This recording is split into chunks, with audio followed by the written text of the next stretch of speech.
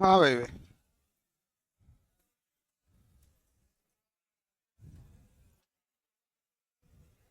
खराब हो गई क्या?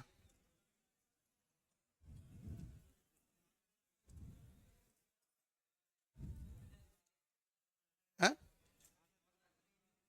कब कब टूटा?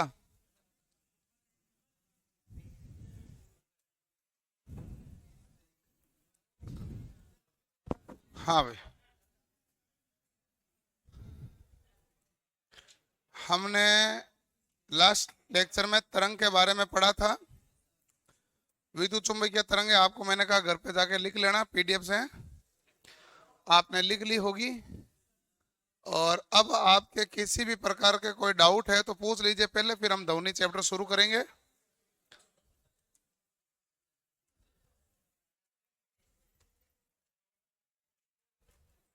कल आपने एग्जाम दिया था, उसकी कॉपी चेक हो गई, रिजल्ट नहीं आया? एक मिनट, क्या रिजल्ट आ गया?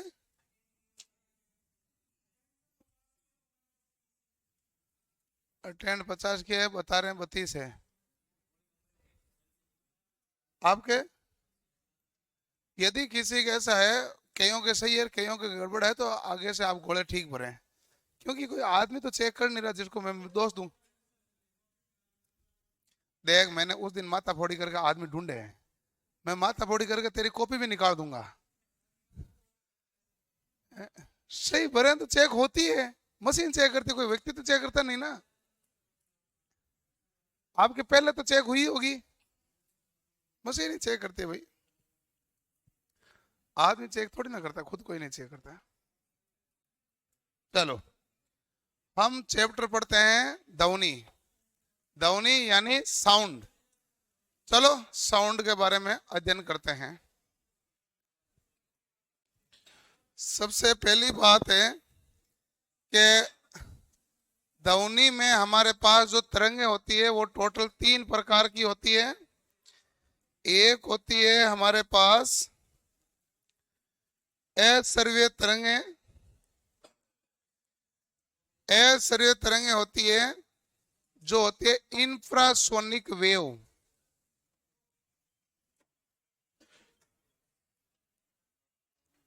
इंफ्रासोनिक वेव उसे हम बोलते हैं अश्रव्य तरंगे। एक होती है पराश्रव्य तरंगे जिसे हम बोलते हैं अल्ट्रासोनिक वेव।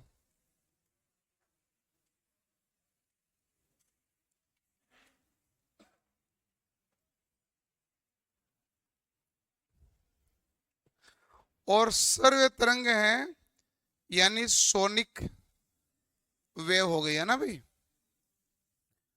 तो हमारे पास सर्व्य तरंगे जो व्यक्ति कान से सुन सकता है वो 20 हर्ट्ज से 20 किलो हर्ट्ज के बीच है। यदि कोई ध्वनि तरंग की आवृत्ति 20 किलो हर्ट्ज से ज्यादा है तो वो हमारे पास तरंगे कौन सी कहलाएगी? पराश्रव्य तरंग। वो तरंगे कहलाएगी पराश्रव्य। और जिसकी आवृत्ति 20 हर्ट्ज से कम है वो हमारे पास कहलाएगी अश्रव्य। जो कम आवृत्ति की तरंगे हैं वो बड़े स्रोत द्वारा उत्पन्न होती है। बड़े स्रोत जैसे भूकंप के द्वारा, ज्वालामुखी के द्वारा, वहां द्वारा उसके तूफान के कारण जो उत्पत्ति होती है वो हमारे पास होती है अश्रव्य तरंगे। सुनामी, ज्वालामुखी, भूकंप, ये किसको पता चलता है? बिल में रहने वाले जंतुओं को आभास होता है इसके बारे में, ताकि वो बिल से बाहर निकल सके। क्योंकि कोई भी संकट हो जिसके ऊपर आएगा आभास, सबसे पहले प्रकृति ने उस प्रकार की चीजें बनाई कि आभास उसी को ज्यादा होता है।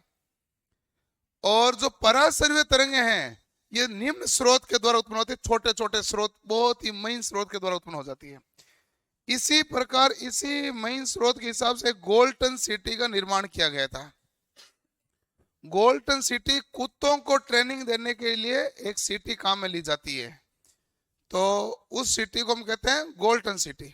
ये हमारे पास कैसी तरंग उत्पन्न करता है? उच्च उच्च तरंगे उत्पन्न करेगा, यानी कि जिसका हमारे पास आवृत्ति का मान 20 किलोहर्ट्ज से ज्यादा होगा।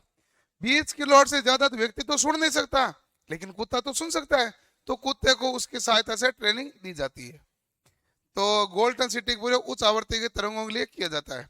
चिकित्सा क्षेत्र में उपयोग है, कुत्तों की चिमनी उद्योगों की चिमनी साफ करने के लिए, और कुत्तों को भी इसका आभास होता है, चमगादड़ को आभास होता है। चमगादड़, हाँ चमगादड़, सवाल एक आता है कि चमगादड़ अपना भोजन कैसे ढूंढती है। तो ये है कि यहां से तरंगे निकलती है और टकरा के वापस लौटती है, इससे ये भोजन ढूंढती है।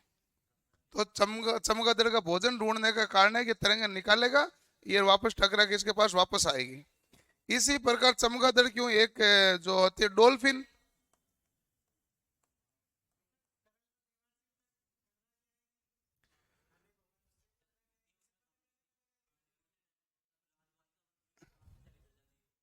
है देखो कि ध्वनि और मतलब किस प्रकार से टकरा के आएगी। कोई भी वस्तु, जैसे मान लो चमगादड़ यहाँ से उड़ रही है, तो उसको ये पता चल जाएगा तल कहाँ पर है। जैसे तल पता चलेगा तो उसी हिसाब से वो भोजन की ढूंढते हैं। भोजन तो कोई ना कोई तल पर तो होगा, कोई ना कोई तो तल आएगा। दीवार है तो है नहीं, तो यहाँ से वापस चली जाएगी। लेकिन उसको पता कैसे चलेगा आगे ऑब्जेक्ट है, तो किरण टकरा के वापस आएगी, तभी उसको ऑब्जेक्ट का आगे आभास होता है। डॉल्फिन के अंदर भी ध्वनि तरंगे होती है, व्हेल में भी ध्वनि तरंगे के द्वारा कार्य होता है, पनडुब्बियां होती है वो भी तरंगों पर कार्य करती है। ये सब ध्वनि तरंगों के ऊपर कार्य करते हैं। क्लियर? तो इंफ्रासोनिक, सोनिक और अल्ट्रासोनिक भी है। तो हमारे पास तरंगे कितने प्रकार के? 3 प्रकार। गोल्डन सिटी एक, वैसे सिटी मतलब शहर नहीं है, सिटी मतलब विसल, विसल है सिटी मतलब विसल। जो कुत्तों को ट्रेनिंग करते समय विसल बजाते हैं, वो विसल है? सबकी आवाज नहीं आती क्योंकि उसकी, लिख लो,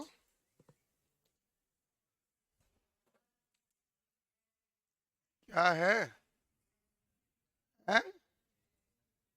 एलईडी नहीं चल रही है? बहुत बढ़िया है, आगे आ जाता हो। क्यों पंचायत कर पीछे बैठा, आगे जगह पड़ी नहीं, खड़ा हो।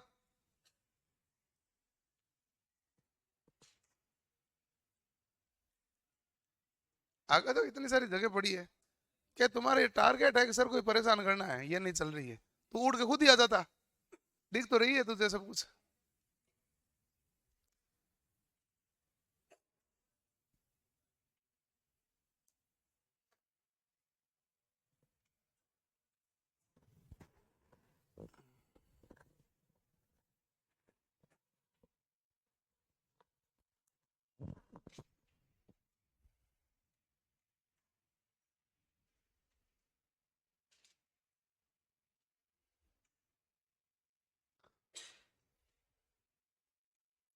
मैंने सुना है कि फॉर्म केवल 12 लाख ही भरे गए हैं।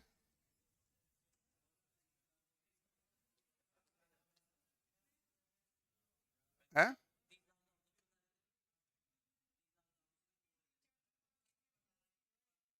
मैं कब बोल रहा था? मैं कब बोला? मैं नहीं बोला कभी।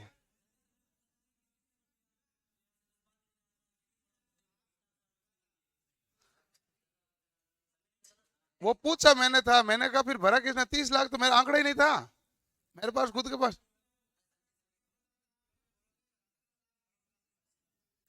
मैंने आंकड़ा मेरे पास था ही नहीं। मेरे तो ये था कि जब आपने फॉर्म नहीं भरे तो फॉर्म भर कौन रहा है। मैं तो केवल इतना ही था, आंकड़ा तो मुझे कल पता चला। कल पता चला, कोई उन्होंने कहा था कि हमारी टीम ने, कि एवरीडे न्यूज वाले ने बनाया था वीडियो, और उसने बताया था कि 12 लाख फॉर्म भरे गए हैं। ये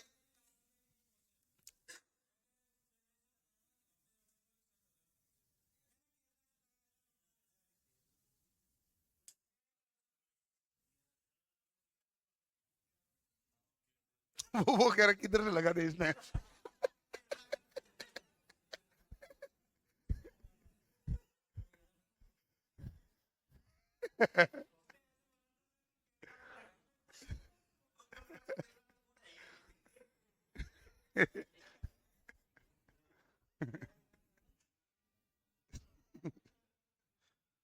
नहीं, ऐसा है कि फॉर्म कम ही भरे गए हैं, कम ही भरे जाएंगे, क्योंकि देखो कि ऐसा मामला है कि आपके गांव में भी आप देख लेना, जैसे मान लो पिछली बार जितने फॉर्म भरे उनका 20% लोग फॉर्म भर रहे हैं, भर नहीं रहे। ऐसा है कि पिछली बार यदि मान लो गांव में 40 जनों ने ITI करेगी तो पूरे 40 और 40 के 40 ही फॉर्म भरे थे। अब की बार 40 जनों ने ITI करेगी है तो 4-5 ने पढ़ने वाले फॉर्म भरे, बाकी भर नहीं रहे। मैं साइड में जाऊं, इधर देख लेना इसमें साहब ने देख तो मुझे परेशान मत किया करे यार, खुद थका हुआ आदमी हूँ। इधर उधर आजा कहीं जगह ले ले।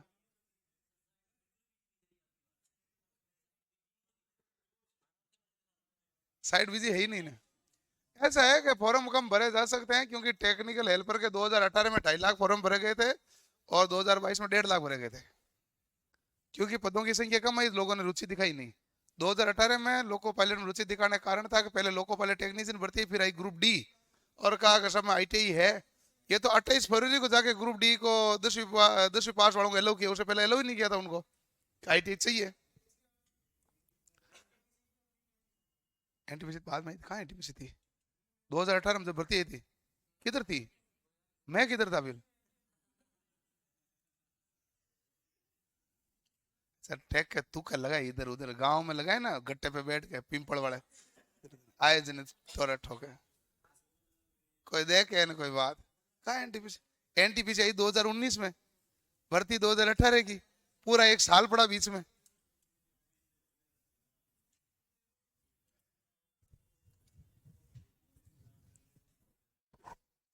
हम्म।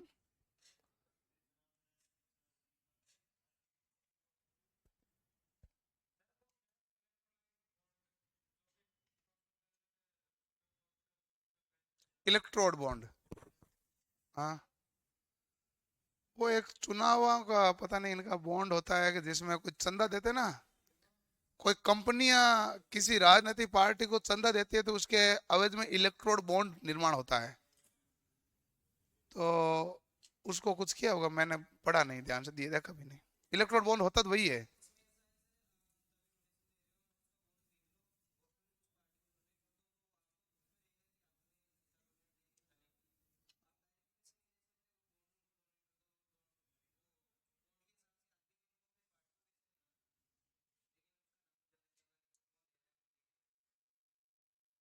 वो इलेक्ट्रोड बॉन्ड था ना। हाँ मतलब ये एक था कि राजनीतिक पार्टी को चंदा देते हैं, कंपनियां देती है, बड़ी बड़ी कंपनियां होती है ना, उनको इलेक्ट्रोड बॉन्ड चाहिए, बाकी किसी व्यक्ति को इलेक्ट्रोड बॉन्ड से लेना देना है नहीं। व्यक्ति तो व्यक्ति का पैसा RBI नहीं देता ना, बड़ी बड़ी कंपनियों का पैसा RBI ट्रांसफर करवाता है। बड़ी कंपनी मतलब है कि टाटा, अंबानी, अडानी, इस प्रकार के, जैसे मान लो काफी बड़ी बड़ी लिमिटेड, प्राइवेट लिमिटेड कंपनी काफी बड़ी होती है जिसका टर्नओवर होता है 500 से 1000 करोड़ के ऊपर, वो बड़ी कंपनियां काम में लेती हैं इन चीजों को।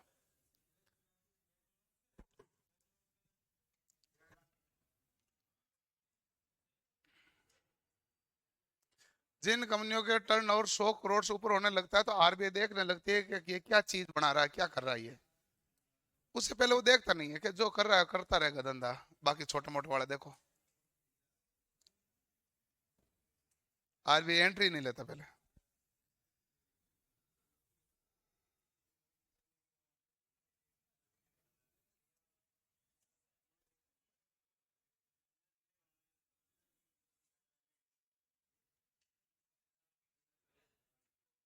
हैं?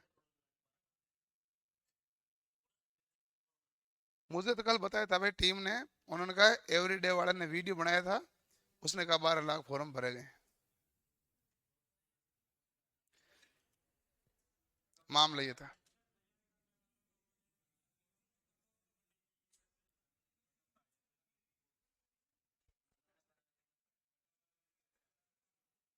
क्या हुआ,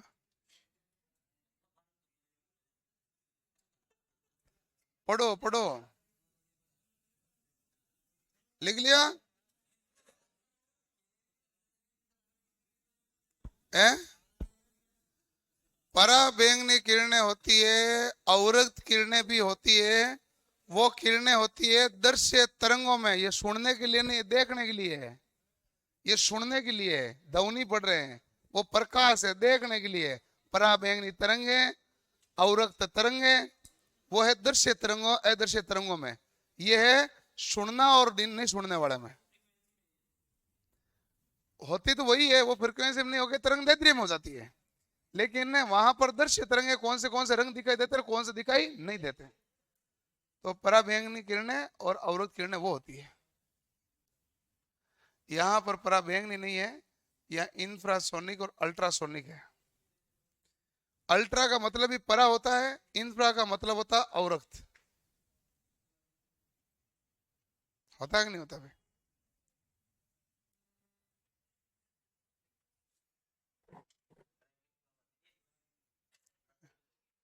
हाँ, सभी जगह चिकित्सा और औद्योगिक क्षेत्र में केवल और केवल कौन सी काम आती है? परा सर्वे। ये तो कहीं काम आने लायक है नहीं, क्योंकि बड़े स्रोत के द्वारा भूकंप आया तब जाके उत्पन्न हुई है। कौन लाए ये? तो छोटे स्रोत से उत्पन्न नहीं होती ना, बड़े स्रोत से उत्पन्न होती है। छोटे स्रोत से ये उत्पन्न होती है। लिख लिया? अब देखो ध्यान से, आवाज नहीं भाई। अब हम देखते हैं ध्वनि के गुण। ध्वनि के 4 गुण है, जिसमें पहला गुण है प्रबलता यानी लाउडनेस। लाउडनेस का मतलब जैसे मैं एकदम से जोर से बोलूं तो आयाम क्या हो जाएगा? बढ़ जाएगा। धीरे बोलूंगा तो आयाम क्या हो जाएगा? कम। एकदम से जोर से बोला तो आयाम बढ़ जाएगा। ये जो आयाम बढ़ना और आयाम का घटना है, यही हमारे पास कौन डिसाइड करता है? प्रबलता को है। हाँ, वो वही वही वही। ये ध्वनि के किससे संबंधित है भाई? आयाम से। इसका मात्रक क्या? वाट प्रति मीटर, या इसको क्या कहते हैं? डेसिबल। डेसिबल आयाम के वर्ग के समानुपाती। डेसिबल किसके समानुपाती है? आयाम के वर्ग के।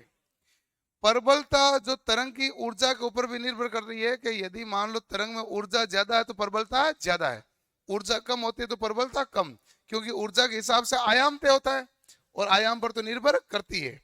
जैसे शेर दहाड़ता है पूरे जंगल को सुनाई देता है, तो उसकी प्रबलता क्या है? उच्च है। शेर दहाड़ता है तो जंगल को सुनाई देता है, इसका मतलब प्रबल तो उच्च। प्रबल तो का मतलब आयाम ज्यादा है। अभी हमने आयाम बढ़ाने के लिए क्या लगा रखा है? एम्पलीफायर मशीन लगा रखी है। ये आयाम को क्या कर रही है? बढ़ा रही है। मैंने कहा मैं तो इतने जोर से बोल नहीं पाऊंगा। इसने कहा हम कर लेंगे काम, ये काम आप तो केवल बोलो। ये क्या है? आयाम बढ़ाना ना, तो इसे कहते हैं प्रबलता। तो ये कोई आवर्ती परिवर्तन नहीं करती, केवल क्या परिवर्तन करती है? आयाम। ठीक है। तो ये प्रबलता तरंग की ऊर्जा के ऊपर भी क्या करेगी? निर्भर, और आयाम के वर्ग के समानुपाती होता है, जो डेसिबल होता है। डेसिबल को क्या लिखा जाता है? डीबी। यदि आप फुसफुसाहट से बात करेंगे तो 20 से 30 डीबी होता है। कानों के लिए लाभदायक होता है 45 डीबी। सामान्य बातचीत कहां तक पहुंच जाती है? 60 डीबी तक। उद्योगों में, कारखानों में 80 डीबी। 80 डीबी के बाद कानों को क्या होता है? नुकसान। और ये होता है कि 80 डीबी के बाद में, कई जगह 75 डीबी लिखा होता है, कई जगह 80 डीबी लिखा होता है। 80 डीबी के बाद में कानों को नुकसान होने लगता है, व्यक्ति बहरा होने लग जाता है, धीरे धीरे चिड़चिड़ापन सा आ जाता है। और 100 डीबी पर चलते हैं डीजे।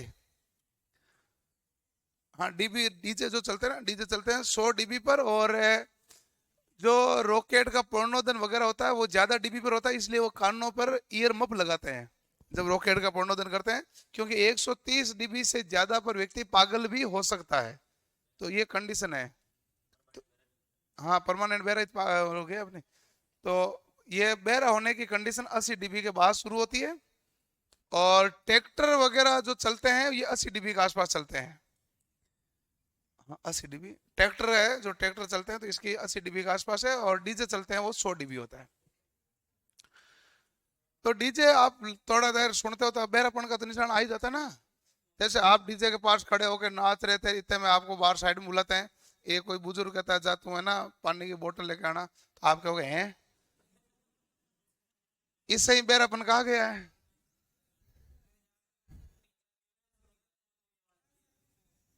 ऐसा होता है ना, तो वही बहरा है। तो वो आपको कहता है, आप एक बार और हैं करोगे तो कहेगा बहरा है क्या?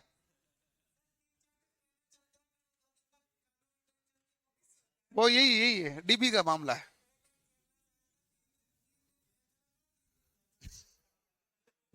वो कह रहा तू किधर से है, तो उसे ढंग से बताओ। अच्छा, तो वहाँ ऐसा ऐसा होता है कि सामान्यतः क्या होता है कि जनरली आपने पहले सुना होगा कि लगातार ईयरफोन लगाने से कानों में इस प्रकार की समस्या हो सकती है। और इसलिए ज्यादातर लगातार ईयरफोन सुनने वालों को कहते हैं कि ईयरफोन की तुलना में आप ईयर हेड प्रयोग करें। तो हेडफोन हेडफोन प्रयोग करें उसमें क्या होता है कि कानों को नुकसान होने की गुंजाइश क्या होती है, कम। और यदि आपने कानों के अंदर लगा रखा और आवाज ज्यादा रहेगी तो लगातार रूप से आवाज ज्यादा रहेगी तो बेरापन की निशान संकेत हल्के हल्के आने लग जाते हैं।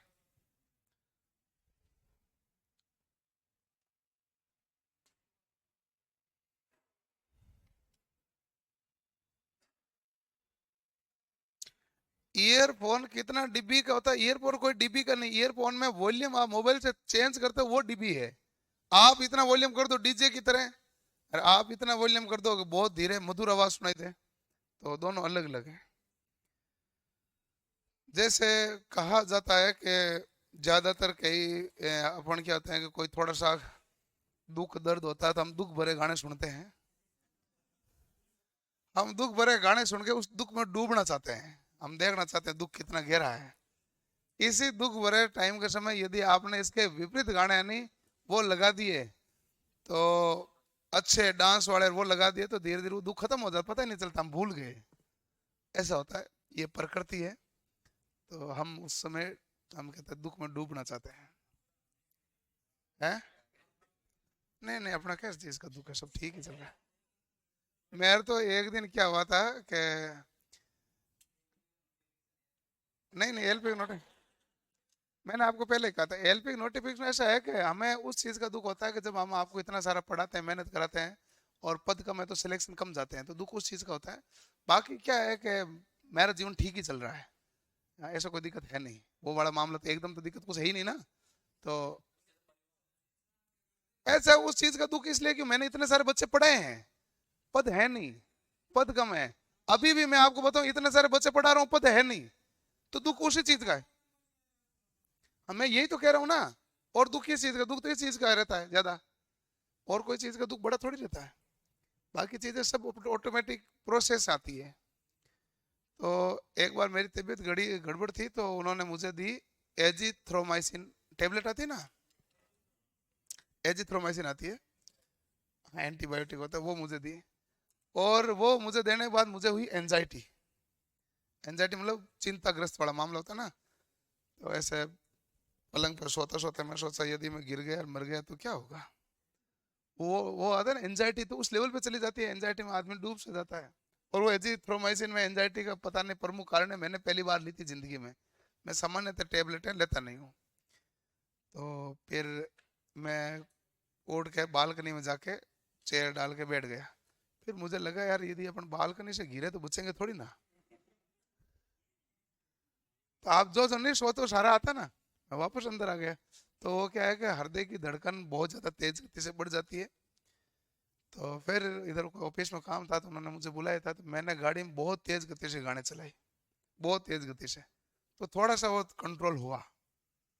तो देर देर वापस आकर यहाँ रोका तो वापस चिंताएं वापस बढ़ने लगी, पसीना आ रहा है, तो वही तो होती है। बीपी चेक करो या नहीं, बढ़ी गया, बढ़ी गया, तो हो गया।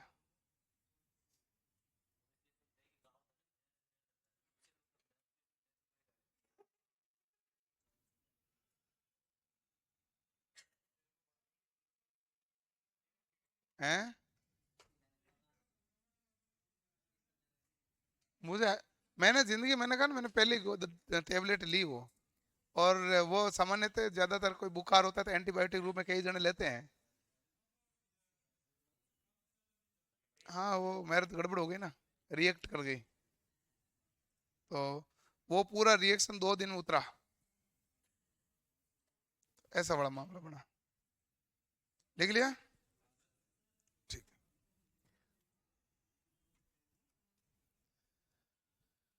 अगला सवाल है हमारे पास पिच। पिच यानी तारत्व। पिच का मामला ऐसा है कि आवर्ती के साथ संबंध है। जैसे मान लो आपका एक सफेद वाला जो कलर में आपको चक्कर दिख रहा है, तो एक चक्कर यहाँ पर आके पूरा हुआ, फिर ये दूसरा, फिर ये तीसरा, और तो आपने देखा कि टोटल 3.5 चक्कर है इसमें पूरे हो गए। लेकिन उसी समय आप देखो पीले कलर वाले में इसमें जो चक्कर पूरे हुए 6-7 हो गए।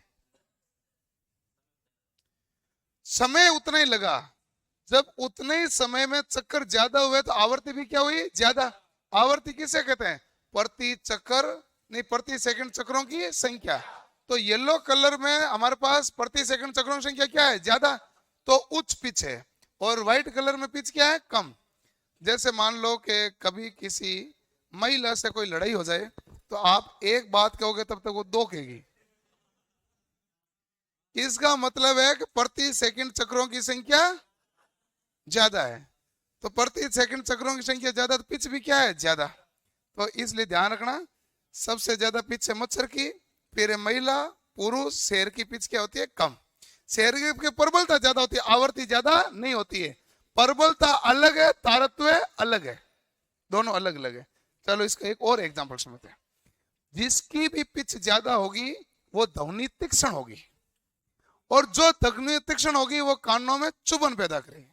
तो महिला की आवाज आपको कानों में चुभेगी एक समय के बाद। अभी तो क्या है, अभी तो कईयों के चुभती नहीं, सुनने को तरसते हैं, लेकिन उसके बाद एक समय के बाद है जो वो कानों में आवाज आते ही आपको चुभन सी महसूस होगी। तो जो जैसे मान लो ऐसे देख लो कि आपके कान के पास में मच्छर भनभनाहट करता तो आप चिड़चिड़े से हो जाते हैं ना। तो सबसे ज्यादा उसका तारतम्य क्या होता है, ज्यादा, तो कानों में चुभन ज्यादा होती है। उसके बाद महिला की, फिर पुरुष की, फिर शेर की। तो इसका संबंध तरंग की आवृत्ति से है। उच्च आवृत्ति तो ध्वनि तीक्ष्ण, ध्वनि तीक्ष्ण तो पिच क्या होगा, ज्यादा। निम्न आवृत्ति तो ध्वनि मोटी, मोटी तो पिच क्या होगा, कम। ये उच्च पिच और निम्न पिच के बारे में पूरी बात है, करो नोट। सर ऑनलाइन वालों का कमेंट पढ़ो, मेरे को कभी केवल मैथ की क्लास ऑफलाइन लेनी है। केवल मैथ ऑफलाइन करवा नहीं रहे भाई, हमें खुद को नहीं पता मैथ कौन से घंटे में क्लास लगेगी, हम कैसे एडमिशन लेके बताएं, पता थोड़ा ना होता है। आते आते पता चलता है मैथ वाले सर दूसरे क्लास में गए, आपके कोई दूसरे टीचर आए, उन 4 घंटे 5 घंटे आज सारे जाते हैं, लेकिन आगे पीछे तो होते रहते हैं डेली। इसलिए इस प्रकार का हम अलग से बैच नहीं चला रहे हैं।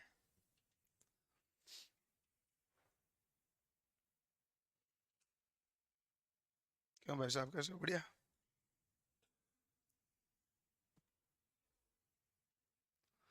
तो इसे तारत और पिच का ध्यान रखना है।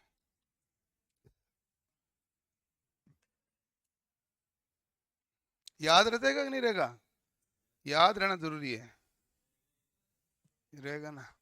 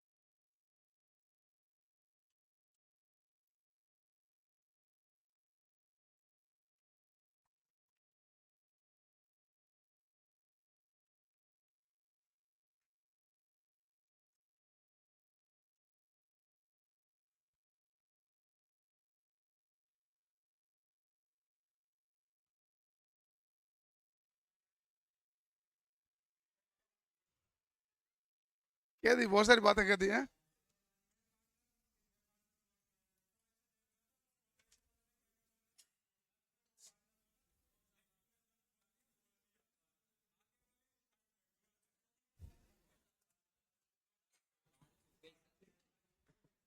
नहीं, ये होता है, प्रति सेकंड चक्रों की संख्या क्या है, ज्यादा, क्योंकि आवाज पतली होती है।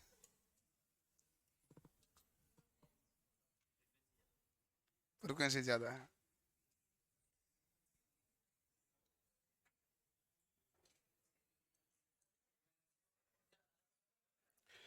हैं?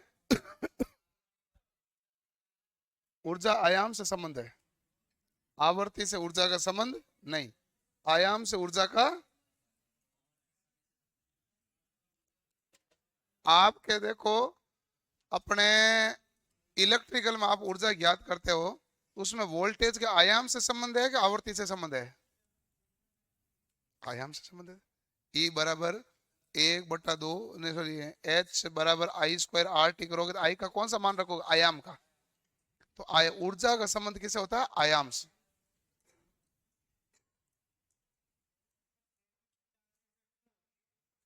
पिच का मतलब होता है कि प्रति सेकंड चक्रों की संख्या। तो इसका मतलब उसकी आवाज क्या होती है, मोटी। दहाड़ता तो उसकी आवाज क्या है, गर्जना मोटी है। तो शेर की हमारे पास पिच कम होती है पुरुष की तुलना में, पुरुष की पिच कम होती है महिलाओं की तुलना में। सबसे ज्यादा अपने पास मच्छर की है ही। लिख लिया।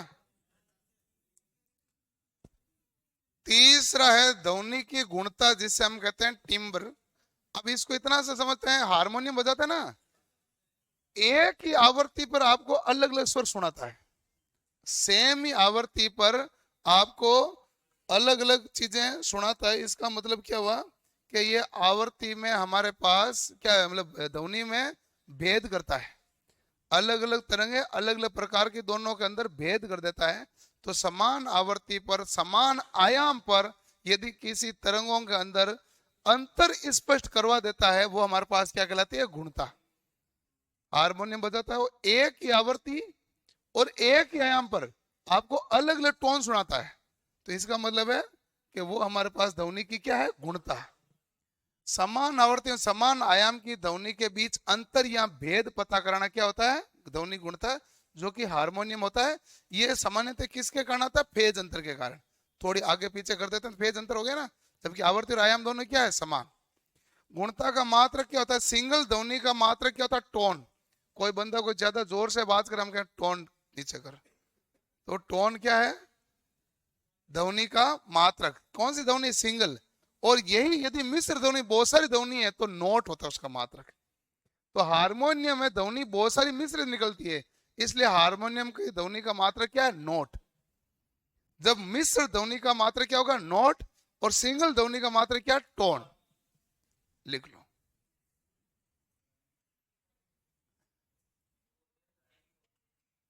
गाने की टोन चेंज कर, वो तो टोन हम गलत बोलते हैं, ट्यून है वो।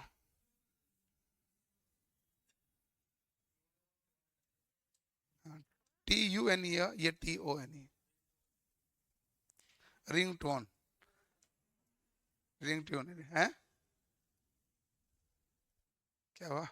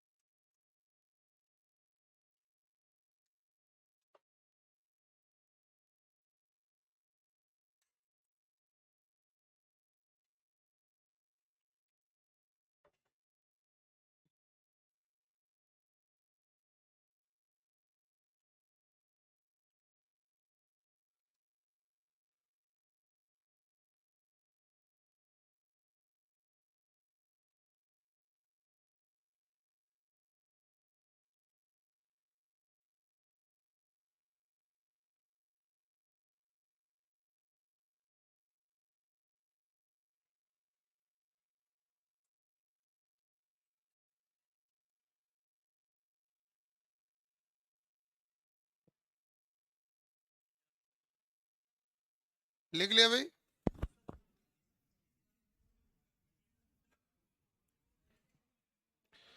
अब इसके बाद में हमारे पास ध्वनि की तीव्रता आती है।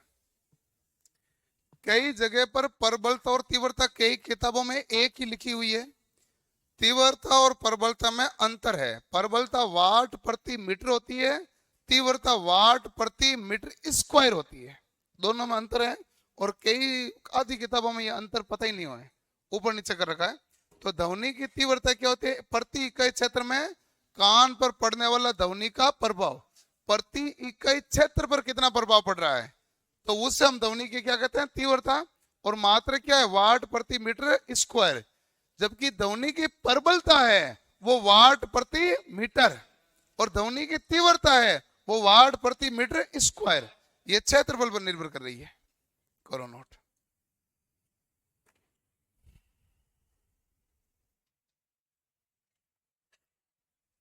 कल आपने तरंगे वाले सवाल सोल्व कर लिए, डाउट थोड़ी है किसी में।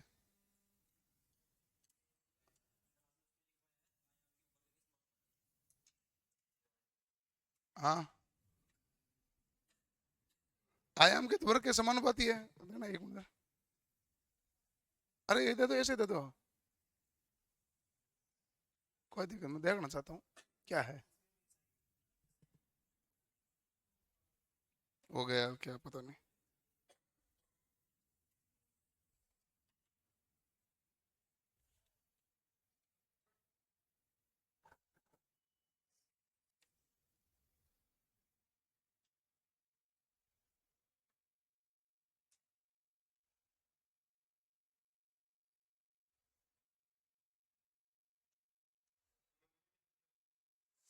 इसमें प्रबलता ही नहीं ना, तीव्रता कोई प्रबलता कर दिया।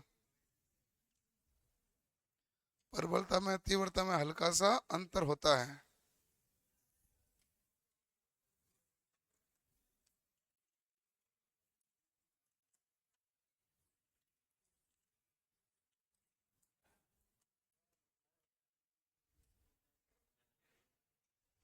लिखो।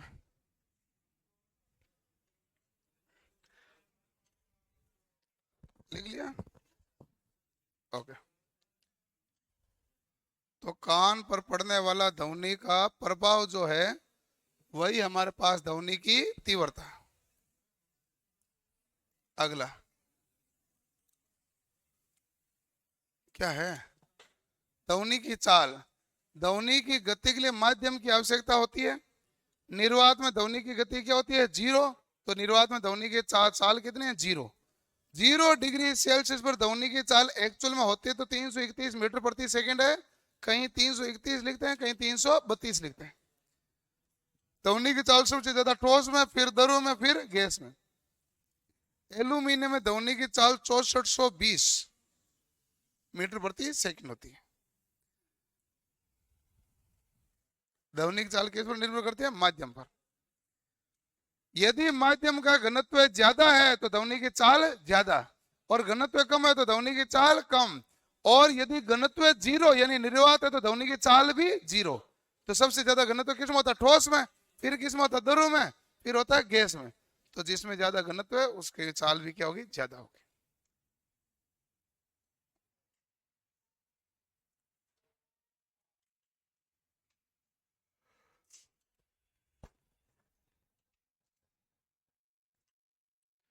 सर इस समय 2 दिन से यूट्यूब पर कोई क्लास नहीं हो रही है। पता ही नहीं था, तो चैनल चेंज कर लिया होगा तूने। हमारे वाले पे तो हो रही है। आज सुबह क्लास लेके आए हैं, कल लेके आए हैं। क्लास तो आप लेते नहीं हो, सारी अच्छी होती है। बिना अच्छी मैं सुबह 7 बजे क्यों माथा फोड़ी करूंगा? मैं तो ये कहता हूँ कि आप उसको चाहे इंटू 1.5 की स्पीड में खाना खाते समय देख लेते ना तो भी आपको पूरा याद हो जाता है। आप जो पढ़े हुए हैं तो वो सारी चीज आपको रिवाइज हो जाती है। और सारी चीज काम की अपन पढ़ते हैं, फालतू की हम चीजें वैसे भी नहीं पढ़ते हैं। अणु और परमाणु बेफालतू का नहीं करते हैं, जो सीधे परीक्षा में आते हैं वही पढ़ते हैं हम। एक चक्कर क्यों?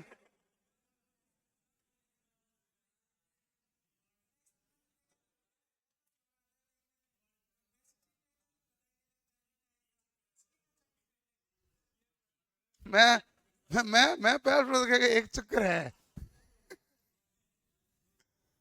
हाँ, देखो ऐसा है, नहीं मेरा ऐसा आपको कहा हुआ है कि आपको थोड़ा सा 7 दिन अपने आप को स्ट्रोंग रखना पड़ता है इस चीज में।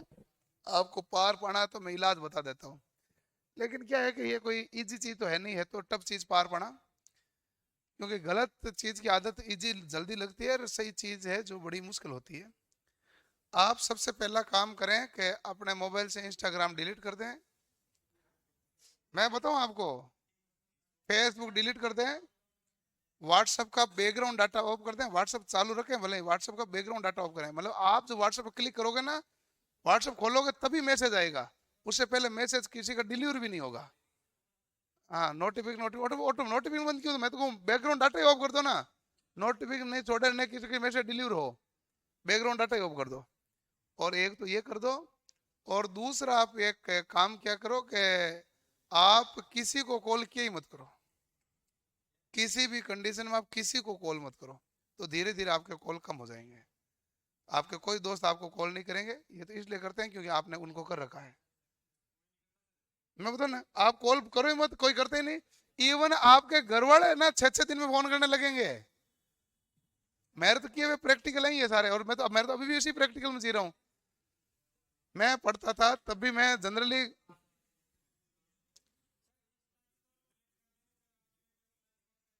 मैं आपको कभी कहा ही नहीं इंस्टा में देखो।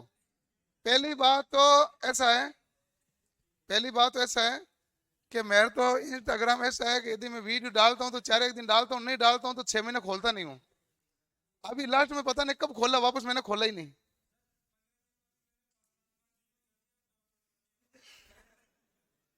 नहीं नहीं, इसमें आपको, ये तो आपका खुद का कमजोरीपन है।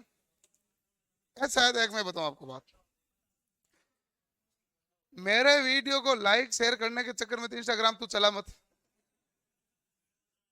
मैं आपको बात बताऊं, पहली बात, आप तो ये देखो कि उस हिसाब से कोई चीज चलाओ जिसमें आपका भला हो। सदुपयोग ही है ना, इंस्टाग्राम का सदुपयोग है भी नहीं। बताओ क्या है सदुपयोग, फेसबुक का क्या है सदुपयोग, कोई सदुपयोग ही नहीं है। आप तो इनको डिलीट ही कर दो, लबड़े मेटो। व्हाट्सएप का बैकग्राउंड डाटा ऑफ कर दो, ये आपके पास ही टाइम बचेगा, किसी और को तो टाइम जाएगा नहीं।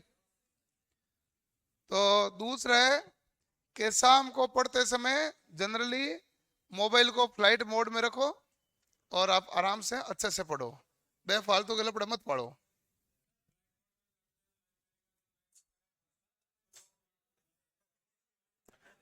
वाईफाई बंद करके फ्लाइट मोड करते हैं। अरे लोग बाग तो छोड़ो, मैं आपको बताऊं, तू फोन किसी को मत कर,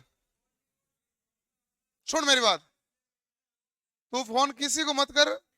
तो जनरली घर वाले तुझे फोन कर देंगे, दूसरे दिन तू वापस फोन नहीं करेगा तो घर वाले कहेंगे फोन किया नहीं, आके मैं पढ़ रहा था, और ठीक है वो दूसरे दिन।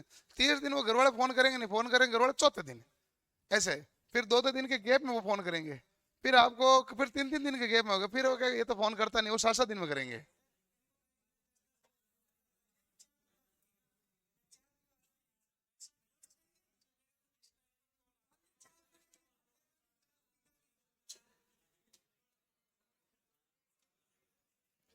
ऐसा है बेटा, जो मैंने बताया ना वही है।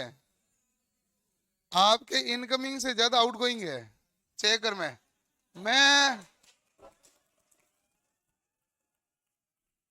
मैंने आपको पहले कहा, पूरी लाइन बोली, तुम मेरे से तो ऐसे माथा फोड़े किए ही मत कर। नहीं नहीं, मैं मैं आपको कहता हूं, आप किसी को कॉल नहीं करोगे तो आपके पास कॉल आने बहुत कम हो जाएंगे। मेरे पास तो इन दिनों में भर्ती आने के बाद में फोन ज्यादा बोलता है। वो इसलिए बोलता है कि फीस कम करनी है, और मैं इसलिए नहीं उठाता क्योंकि फीस कम करनी है। बाकी जनरली आप इतने टाइम से पढ़ा रहे हो, फोन थोड़ी आता है ज्यादा। फोन जनरली आप किसी को करोगे नहीं तो अगला क्यों करेगा तुम्हें, क्यों करेगा भाई तुम्हें।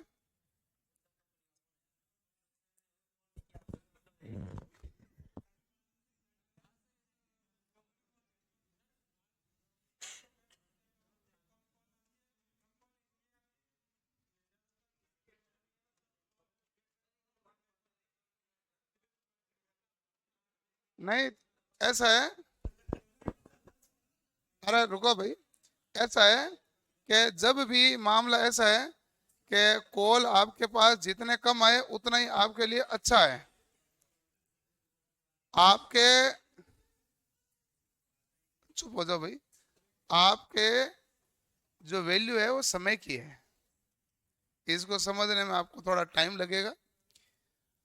अब ऐसा है कि जैसे भी मान लो कि महिलाएं हैं कोई भी, तो अपनी जब बहन से बात करती है, अपने बुआ से बात करती है, भतीजियों से बात करती है, तो उनका आधा घंटा 1 घंटा नॉर्मल होता है।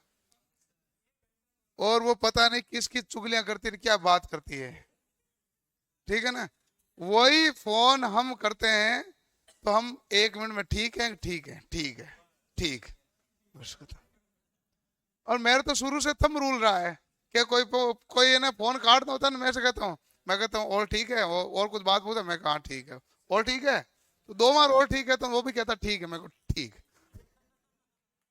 खत्म हो जाता है कॉल। और तो कैसे काटोगे, लिखो ये है। ऐसा है कि मेरा ये मानना है, मानना नहीं, मैं ऐसी चीज को फॉलो करता हूँ, आप कम से कम कॉल पे रहें, कम से कम मोबाइल को अपना टाइम दें। आपके मोबाइल का स्क्रीन टाइम कोई पढ़ने वाला ऐप है उसमें चल रहा है तो ठीक है, इसके अलावा चलना उचित नहीं है।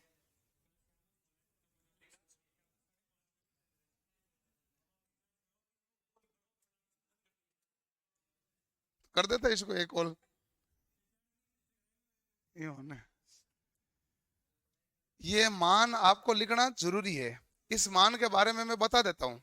2018 वाली परीक्षा में ये पूछा, ये पूछा, ये पूछा, ये पूछा, ये पूछा, यही पूछा, यही पूछा, यही पूछा, और ये मैं आज सुबह कराया। ये आज सुबह कराए मैंने, ये सब मान पूछे हैं, इसलिए पूरे मान लिखने जरूरी है। आप कहोगे कौन पूछेगा, तो ये सारे सवाल किसमें पूछे हैं, 2018 वाली परीक्षा में, ग्रुप डी में। मैं आपको एग्जाम के नाम तक बता दूंगा ना, ताकि पता रहे कैसे सवाल परीक्षा में पूछता है।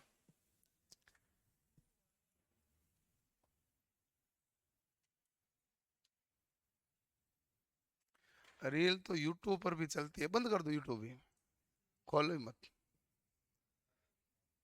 हाँ, क्लास लेना टाइम खोल लो, बाकी बंद कर दो वापस। भाई क्लास आपको देखनी है तो खोलो, मत खोलो।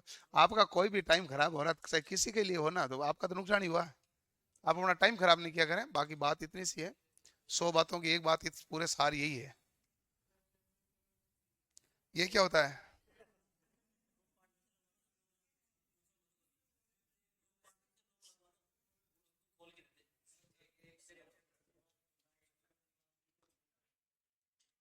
स्नैपचैट भी काम में लेते हैं लोग। नहीं एक्चुअल में मैंने कभी स्नैपचैट, तो लड़कियां चलाते तभी तो लड़के चलाएंगे। तो कोई भी आईडी का तो मतलब सोशल मीडिया का यूज ही तो यही था, और था क्या। हाँ। अब एक स्नैपचैट में मतलब मैनुअली मतलब एक्चुअल में होता क्या, उसमें स्नैपचैट होती क्या है, फोटो डालनी होती है, तो ये तो इंस्टाग्राम पे डाल देते हैं। अरे रुको पहले एक,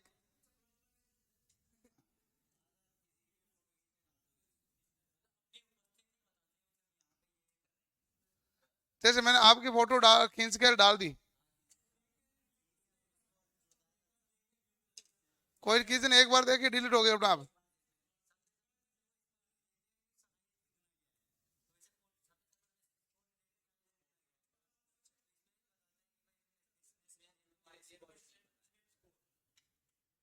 किस को जाता है,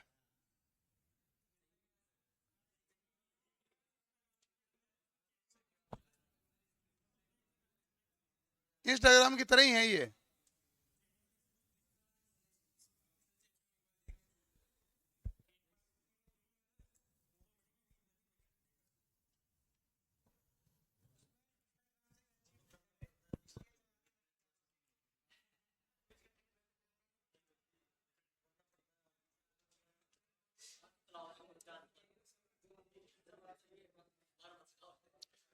तो इसमें जैसे मान लो कि, तो इसमें आपने इसको मैसेज भेजा तो वो एक बार देख सकता है, फोटो डाली तो भी एक बार देख सकता है। फोटो पब्लिक डाली जाती है कि किसी को पर्सनल भेजी जाती है?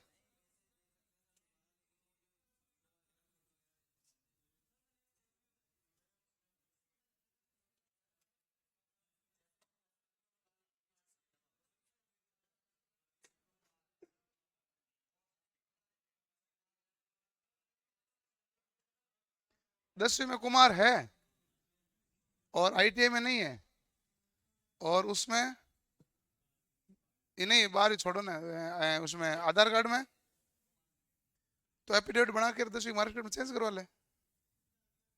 हाँ 10वीं वाले में चेंज हो जाएगा, क्या दिक्कत है? कहाँ से की 10वीं? अरे गांव से तो की, लेकिन बोर्ड तो मतलब अजमेर वाली है ना। हाँ तो अजमेर जागरण से गांव से लिख लिया। देख, ये हाइड्रोजन, हीलियम, वायु, ऑक्सीजन और सल्फर, पता नहीं, याद नहीं। ये आपके 11वीं क्लास का या 9वीं क्लास की एनसीईआरटी की किताब का आंकड़ा है सारा। ये आंकड़ा भी मेरा नहीं है, एनसीईआरटी का है। ये प्योर शुद्ध रूप से, और ये इसलिए भी है क्योंकि मैंने आपको बताया कि कौन सी परीक्षा में आया है, इसलिए भी जरूरी है। एग्जाम का नाम भी मैंने आपको बता दिया। ऐसे नहीं कि बेफालतू में लिखाऊंगा। स्टार जितने भी लगे हैं वे सारे सवाल परीक्षा में आए हुए हैं। सल्फर डाइऑक्साइड की कितनी होती है? 213। निर्वात में कितनी होती है? 0। लिख लिया। वैल्यू लिखनी पड़ती है, अच्छा पेपर बनाता है। पिछली बार उन्होंने कथन दिया था, ग्रुप डी 2018 में सवाल ये दिया था कि एल्यूमिनियम में ध्वनि की चाल 6420 मीटर प्रति सेकंड है, निकल में चाल 6040 मीटर प्रति सेकंड है। बताओ, ए केवल ए सही है, केवल बी सही है, ए में बी सही है, दोनों में से कोई सही नहीं। इसका मतलब उत्तर उसमें एक नहीं चाहिए था, आपको दोनों ही नॉलेज चाहिए थी। मैं कहने का अर्थ यही है कि आपको उसने 2 आंकड़े दिए तो दोनों आपको आने चाहिए थे, तब सवाल हो रहा था। ये मामला है। अगला है हमारे पास ध्वनि पर प्रभाव। ध्वनि पर पहला प्रभाव किसका? दाब का। ताप समान होने पर ध्वनि की चाल पर दाब का कोई प्रभाव नहीं होता। ताप का प्रभाव, तो देखो ये जो तापमान का ऊपर है ना, ध्वनि का वेग है तापमान के वर्गमूल के समानुपाती है। तापमान के, तो ध्वनि की चाल ताप के वर्गमूल के समानुपाती। 1 डिग्री सेल्सियस तापमान बढ़ने पर ध्वनि की चाल कितनी बढ़ती है? 0.61 मीटर प्रति सेकंड। तो तापमान बढ़ने पर ध्वनि की चाल बढ़ती है, ठीक है। बढ़नी चाहिए। तू दिन और रात के हिसाब से कर रहा है, वो मैं आगे बताऊंगा, सघन और विरल, कोई दिक्कत नहीं आएगी वो। तापमान बढ़ने से ध्वनि की चाल बढ़ती है।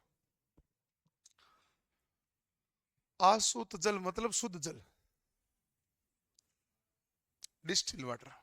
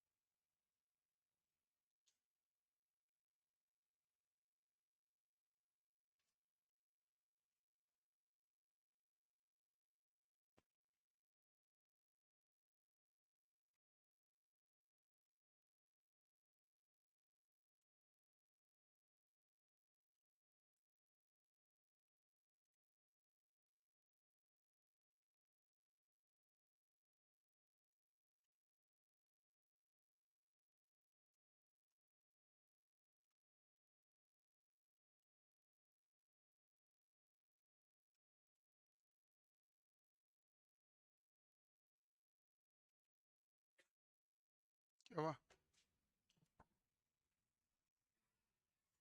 अगला लिखो। अगला हमारे पास है आर्द्रता प्रभाव। जैसे जैसे देखो, ध्यान से देखो भाई, नमी बढ़ती है तो घनत्व का मान क्या होता है? कम होता है। और घनत्व का मान कम होता है तो चाल हमारे पास इसमें बढ़ती है। आर्द्रता में मतलब नमी बढ़ती है तो ध्वनि की चाल बढ़ती है। बरसात के मौसम में ध्वनि की चाल क्या होती है? अधिक, क्योंकि बरसात में क्या होती है? आर्द्रता। और आर्द्रता में ध्वनि की चाल क्या होती है? ज्यादा। यहाँ पर ये एक लॉजिक है अलग से, ये ध्यान रखना। ये आर्द्रता के कारण कणों के एक दूसरे में संचरित होने के कारण हमारे पास ध्वनि की चाल क्या हो जाती है? बढ़ जाती है। जबकि सामान्यतः इस प्रकार की कंडीशन नहीं होती। आप देखते हैं कि हवाई करंट भी आता तो नमी के मौसम में ज्यादा आता है, क्योंकि अणु तेजी से एक दूसरे को आवेश क्या करते थे? ट्रांसफर। जबकि घनत्व क्या है? कम है। वायु की गति की दिशा में ध्वनि की चाल प्रभावित करती है। और यदि हम वायु की दिशा में चलेंगे तो ध्वनि की चाल क्या होगी? ज्यादा। और वायु के विपरीत दिशा में ध्वनि की चाल क्या होगी? कम। जैसे मान लो कोई व्यक्ति उस तरफ खड़ा है, हवा इसी उसी दिशा में जा रही है, तो हम धीरे ही आवाज देंगे तो आराम से सुनाई देगा। और यदि हवा उल्टी दिशा में आ रही तो हमें और ज्यादा जोर से आवाज देनी पड़ेगी। बस ये कह रहा वायु की दिशा का प्रभाव।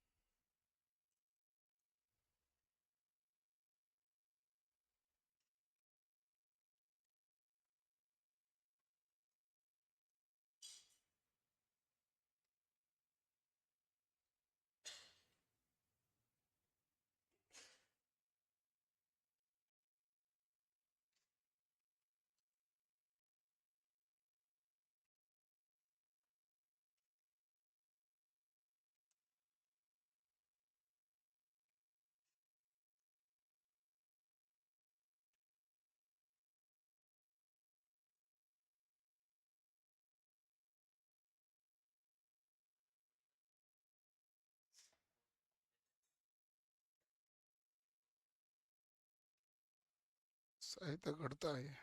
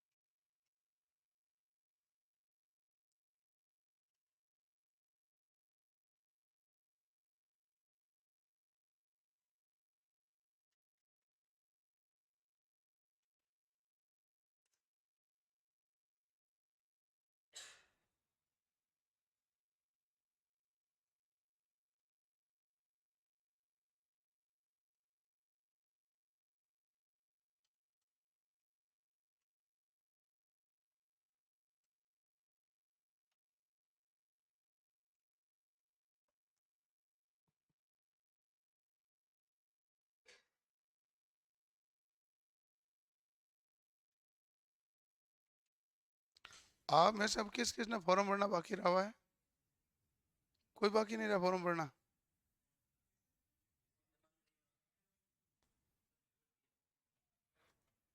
तुमने नहीं भरा?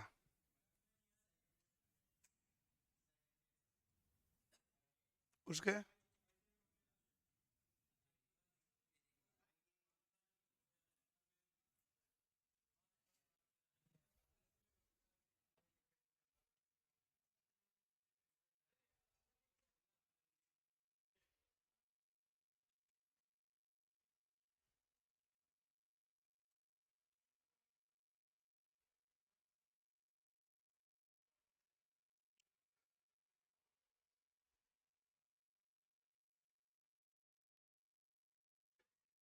क्लियर हो गया भाई?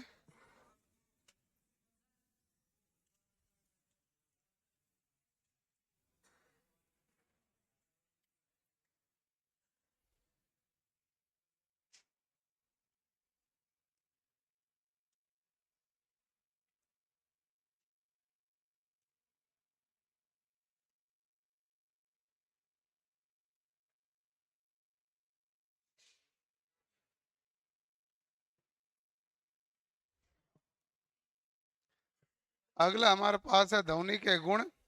आवाज नहीं भाई। ध्वनि का पहला गुण है परावर्तन।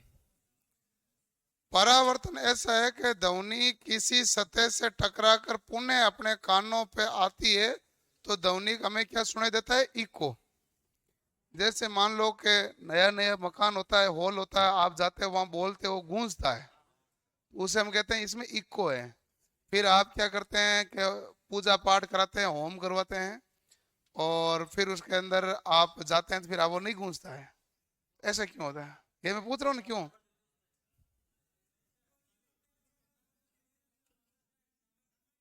बिल्कुल सही बात है। इसका मतलब है कि हम जब गए हैं तो वहां पर हमने बहुत सारा सामान रखा है। सामान रखने से क्या होगा? क्षेत्रफल घट गया था और आयतन भी कम हो गया था खाली जगह का, इसलिए परावर्तन क्या हो रहा है? कम। दूसरा, जो कपड़े वगैरह जाने से कपड़े ध्वनि के क्या होते हैं? अवशोषक। उन्होंने ध्वनि को शोषित कर लिया तो परावर्तन होने नहीं दिया। तो कारण ये होता है। अच्छा, कोई भी ध्वनि का इको हमें कब सुनाई देगा? इको में तभी सुनाई देगा जब हमारे पास 0.1 सेकंड के बाद ध्वनि कान पर आएगी। 0.1 सेकंड का मतलब है 1/10 सेकंड। 1/10 सेकंड के बाद ध्वनि टकरा के कान पर आएगी तो हमें उसकी एक वापस ध्वनि सुनाई देगी। उसे हम क्या कहते हैं? प्रतिध्वनि यानी इको। ठीक है। अब इससे आप याद करो, दूरी बराबर क्या होता है? चाल गुणा समय। चाल कितनी है? 332। समय कितने बार सुना, कितनी समय के बाद सुनाई देगा? 1/10। तो टोटल दूरी कितनी हुई? 33.2 मीटर। अब उनमें 16.6 तो गया, 16.6 भी वापस आया। बताओ, श्रोता और परावर्तक सतह के बीच की न्यूनतम दूरी कितनी होनी चाहिए? 16.6 मीटर। जहां कई जगह क्या लिखा था? 17 मीटर। भाई 16.6 जाएगा, 16.6 आएगा ना।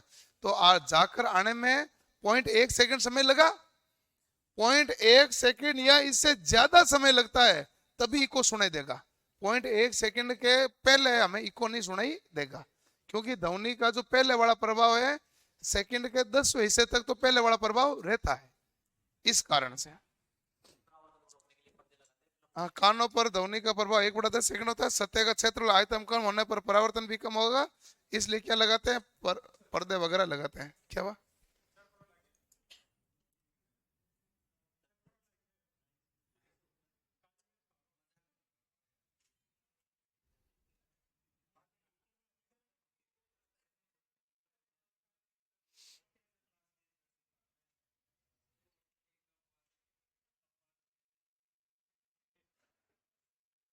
लिख लो भाई, लिखो।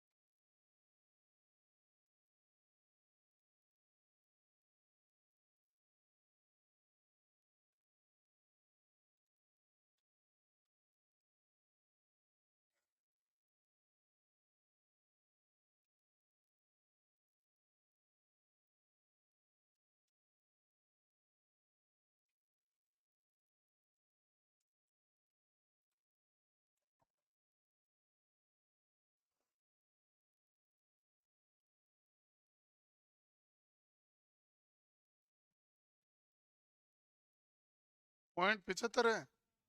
डॉक्टर को दिखाओ, वो बताएगा। डॉक्टर को दिखाओ, कवर हो जाएगी क्या, ये दिखाओ।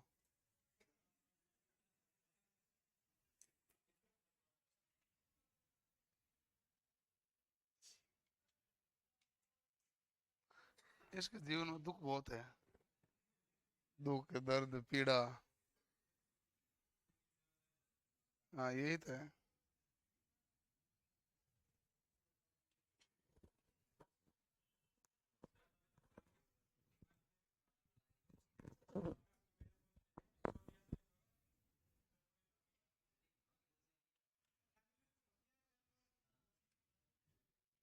आइडिया नहीं।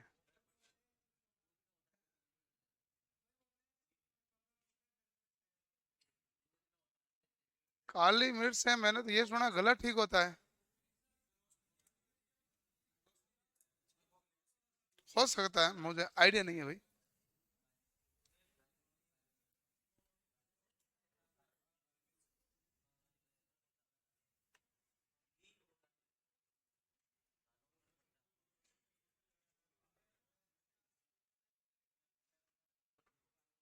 लिख लिया।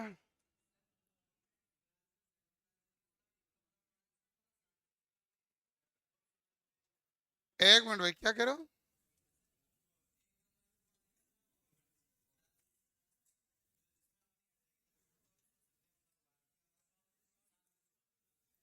किसने बनाया था? पता नहीं, मैंने इसके बारे में वैसे तो सुना नहीं था। मैंने ये जरूर सुना था कि एक ऐसा रूम बनाया था माइक्रोसॉफ्ट ने जिसने जीरो साउंड था। जीरो साउंड का मतलब इसके अंदर कोई किसी प्रकार का साउंड नहीं आ रहा है। और वो इसलिए कि वहां पर जो भी ध्वनि आ रही है पूरी पूरी अवशोषण हो रही है। तो हृदय की धड़कन वगैरह सुनने वाला वो कॉन्सेप्ट उसमें नहीं था। उसमें बाहर से नहीं आएगी तो अंदर से ही कहीं से कोई धड़कन आ ही नहीं रही है। मतलब कोई भी आवाज आ रही है तो वो क्या करते हैं, शौक लेती है, टकरा के आपके पास पहुंच ही नहीं रही है। तो वो जीरो साउंड है। ऐसे ही एक बार शायद शायद तक ये आते हैं ना, रोल्स रॉयस जो भी है, इन्होंने एक बार गाड़ी बना दी थी ऐसी। तो उसमें आधा घंटा अंदर बैठ बड़ा मुश्किल हो गया था। उन्होंने कहा जीरो साउंड, बाहर से बिल्कुल चूं की आवाज नहीं आई, तो कुछ भी नहीं आई तो अंदर की भी तो आवाज नहीं आ रही है। तो वो घुटन सी होने लगी। हाँ तो फिर उसने कहा कि नहीं नहीं, थोड़ा तो आवाज आएगी अब। ये मामला था। माइक्रोसॉफ्ट में बनाया था एक, मैंने ये सुना था। मैंने देखा भी था, वीडियो देखा था, उसमें एक बंदा बैठा था।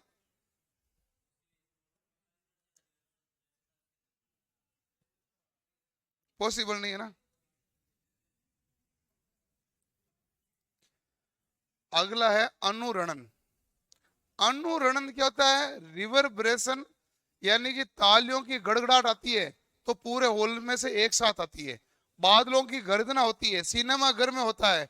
ये जो परावर्तनों का समूह होता है, ये जो परावर्तनों का समूह होता है क्या कहलाता है? अनुरणन। तो एक ही तरंग के परावर्तन की घटना बार बार आती है तो उसे हम क्या कहते हैं? अनुरणन। सिनेमा हॉल में तालियों की गड़गड़ाहट, इसके लिए हम ध्वनि का उससे से काम लेते हैं। एकॉस्टिक सीट काम लेते हैं, कपड़े में पर्दे काम लेते हैं, खुरदरी टाइल होती है। ये सब हमारे पास क्या होती है? ध्वनि को अवशोषक के रूप में काम में ली जाती है। ध्वनि का क्या करते हैं? अवशोषण। वो दीवारों से टकरा के बार बार आती रहती है ना वो।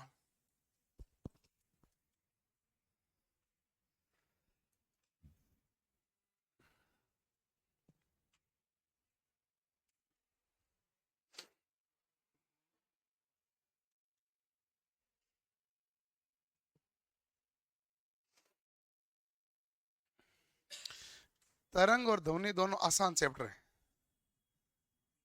ये कोई टिपिकल चैप्टर नहीं है। अब आपका जो ढंग का चैप्टर है, प्रकाश।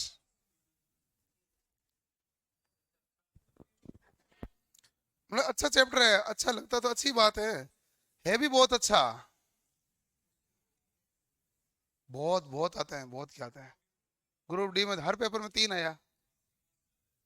हर पेपर में 3 सवाल आया प्रकाश का, एक ही अकेला का 3। 3 सवाल इसके, 2 या 3 सवाल विद्युत के, 1 सवाल चुंबक का। तो 6-7 सवाल तो उन्होंने यहीं से किए थे, 3 चैप्टर थे। और सब के 99 के 99 पेपर में यही आया। 99 पेपर हुए थे, सब यही है। एक सवाल है जो बाहर से कहीं से घूम के आता था, अब किसके किसका नंबर है वो बड़ा मामला था। है?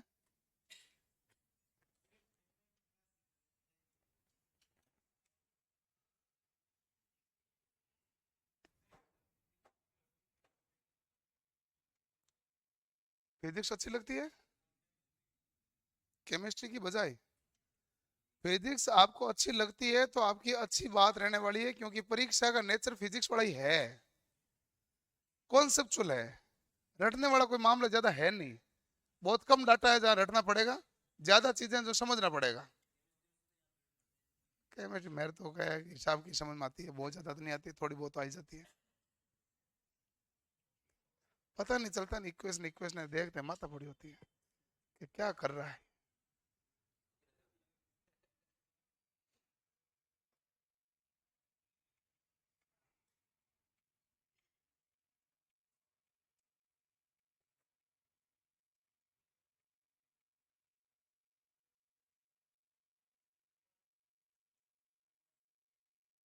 आपके मॉड्यूल फर्स्ट और मॉड्यूल सेकंड हो चुका इलेक्ट्रिशियन में, थर्ड ही स्टार्ट हुआ था ना, फोर्थ फिफ्थ के ऊपर तो चर्चा ही नहीं हुई। हाँ पूछ लेते हैं भाई, पूछा होना जरूरी है।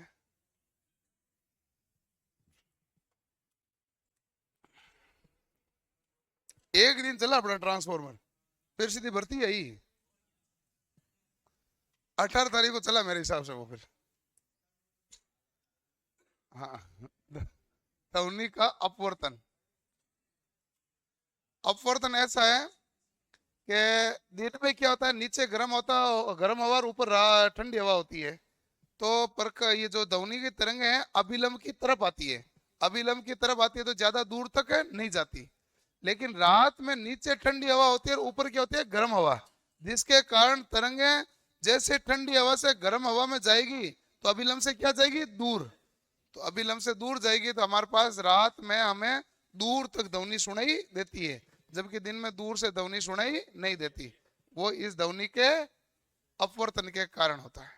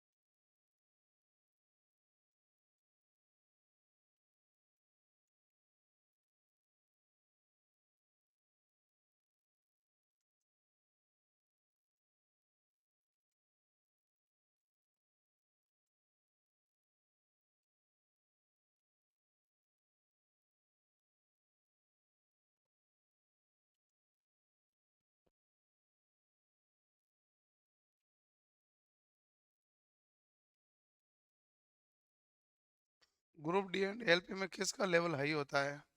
हाई जिसका पेपर बनाने वाले का मूड होता है उसका हाई होता है। अब की बार ग्रुप डी का 2018 वाले का हाई नहीं था ना, अब की बार वाले का हाई था, इसलिए हमेशा कोई जरूरत नहीं होता।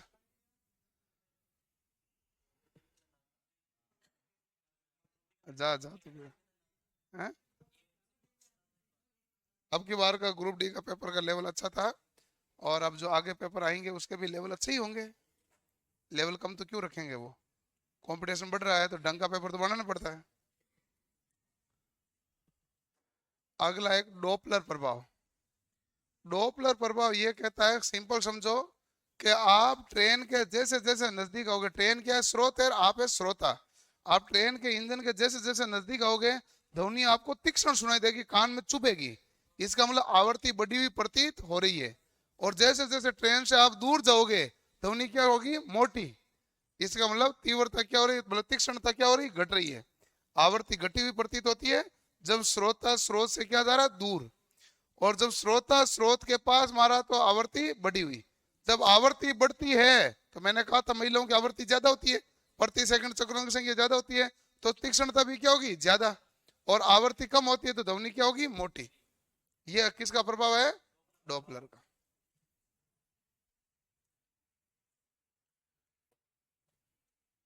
लिख ले भाई तू ही।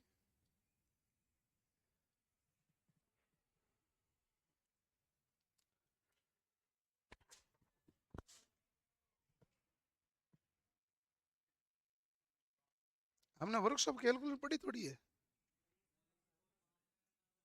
मौलिक विद्युत पढ़ दिया, पहला ही चैप्टर चल रहा था। कोई बात नहीं,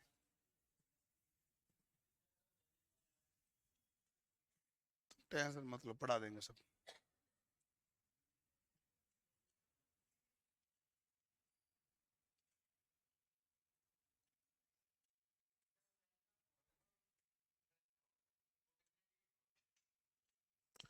ट्रेन का हॉर्न 80 से 100 डीबी के बीच में आएगा।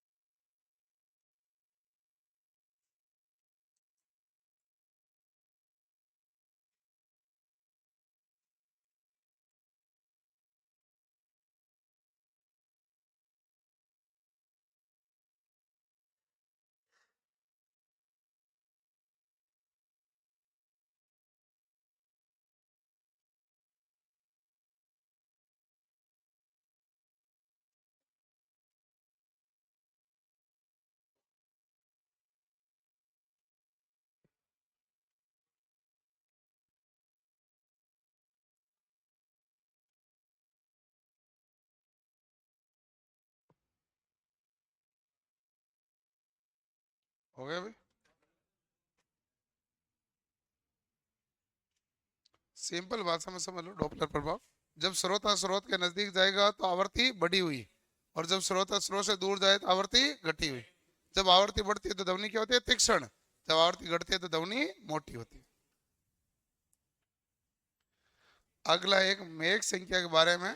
वायुयान या जेट विमान की चाल ज्ञात करने के लिए किसका प्रयोग किया जाता है? मेघ संख्या का।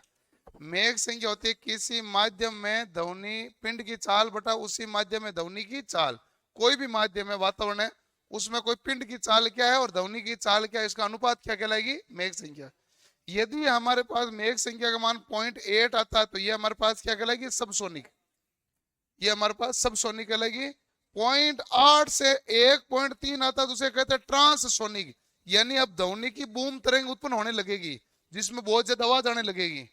और जब हमारे पास मेघ संख्या 2 होती है तो क्या होती है? सुपरसोनिक। जब मेघ संख्या 5 होती है तो हाइपरसोनिक।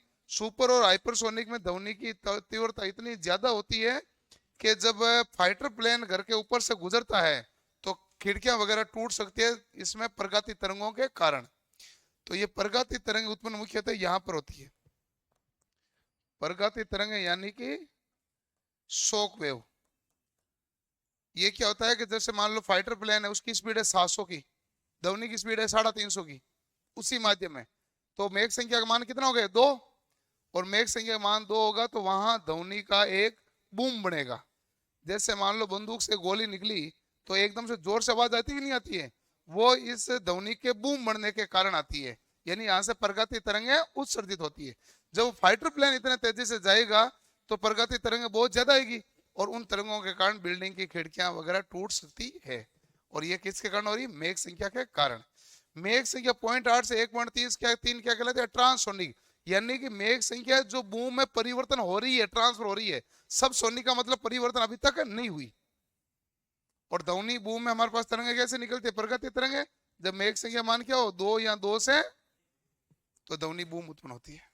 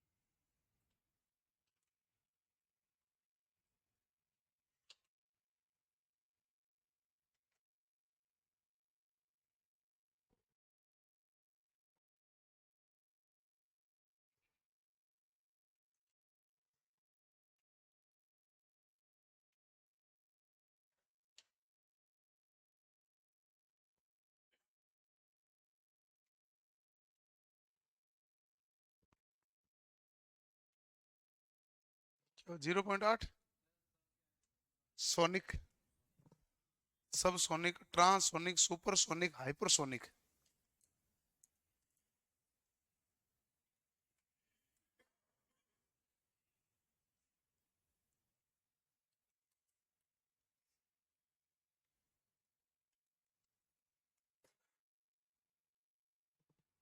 सवाल जरूर करना भाई, घर पे जाके सोल्व।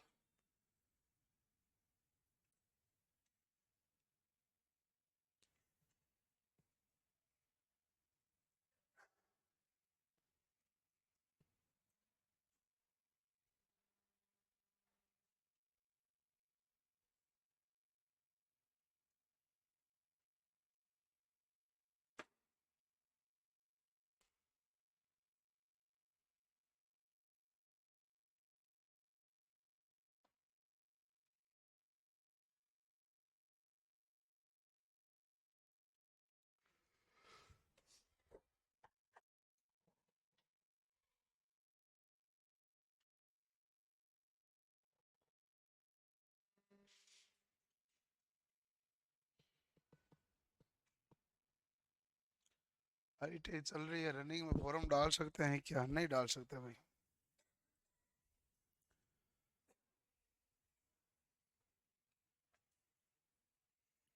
आपके लिए उन्होंने कहा जनवरी 2025 में आएगी वैकेंसी,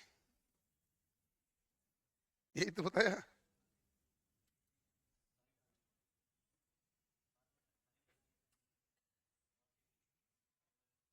लिख लिया। अगला एक है भूकंप तरंगों के बारे में। पृथ्वी की आंतरिक प्लेट खिसकने के कारण भूकंप आता है और ये बड़े स्रोत द्वारा उत्पन्न होते थे। अश्रव्य तरंगें होती है। पैमाना रिएक्टर के द्वारा मापा जाता है। मापा के अंतर सिस्मोग्राफ होता है। भूकंप के केंद्र बिंदु से कौन सी गैस बाहर निकलती है? ये भूकंप तरंग के बारे में पूरी डिटेल है। लेकिन ये सारी डिटेल हो गई है, एक बाकी रह गए सोनार।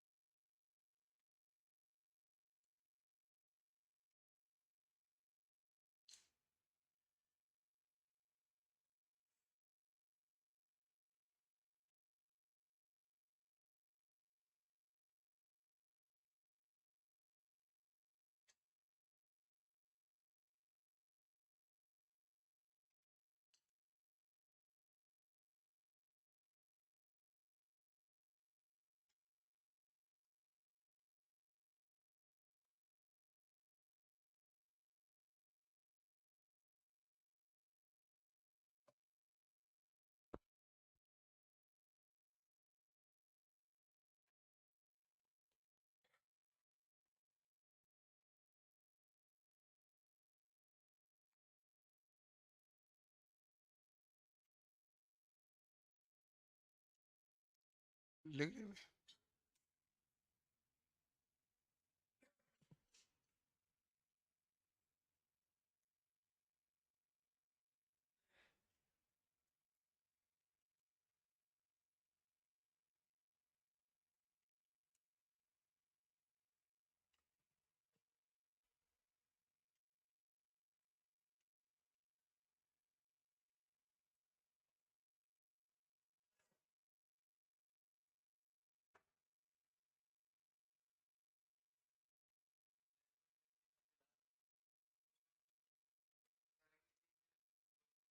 कौन सी?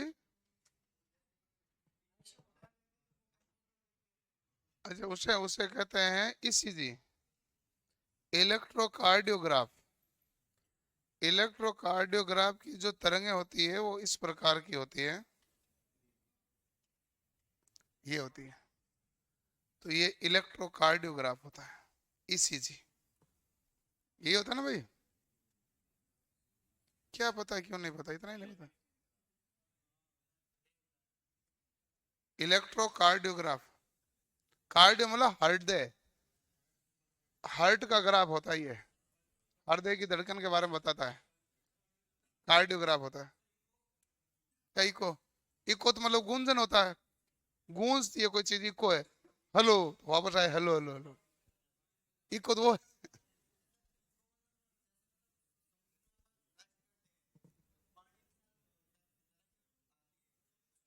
इको तो सारा वही है, जब 0.1 सेकेंड के बाद वो ध्वनि पुण्य आपको सुनाई दी, वो सारी क्या है? इको। मैंने जो बोला वो ध्वनि लौट के थोड़ी देर मेरे पास आई। पहाड़ों पे जाके आपने किसी का नाम बोला, जोर से वहां से वापस नाम आया, ये क्या है? इको। टकरा के वापस लौटना।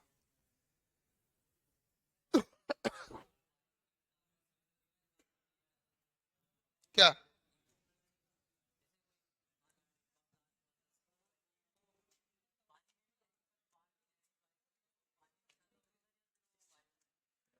आपका कहने का मतलब है ध्वनि का संचरण ज्यादा किसमें होता है? ध्वनि का संचरण ज्यादा जल में होता है। जल में स्पीड 1498 थी, हवा में 332 थी। सिंपल लॉजिक है ना। अच्छा, अब देखो भाई, एक नाम है सोनार।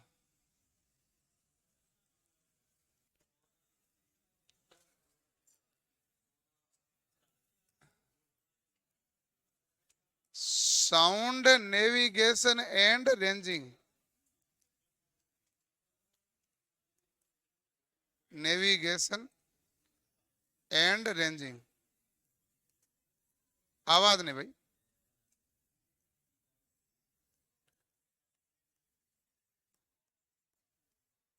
समुद्र की गहराई मापने,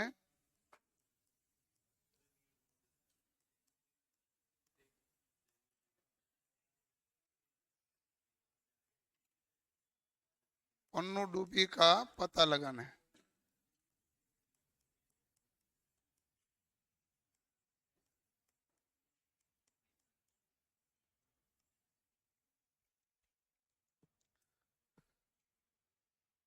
इसके लिए हम किसका प्रयोग करते हैं भाई? सोनार का। ठीक है। सोनार के बाद में आता है radar.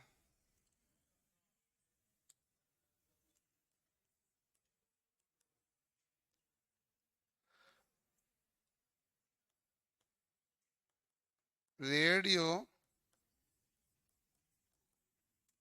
Detection and ranging.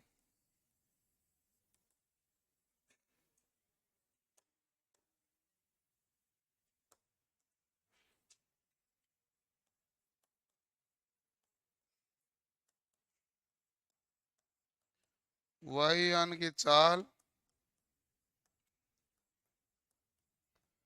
Missile की गति व दिशा पता करना।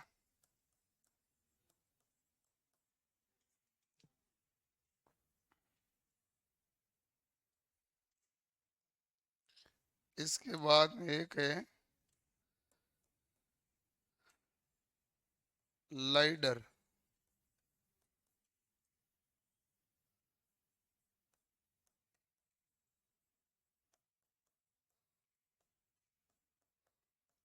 Light detection and ranging. और ये किसका पता करेगा भाई? ये पहाड़ों की ऊंचाई व मौसम का पूर्वानुमान।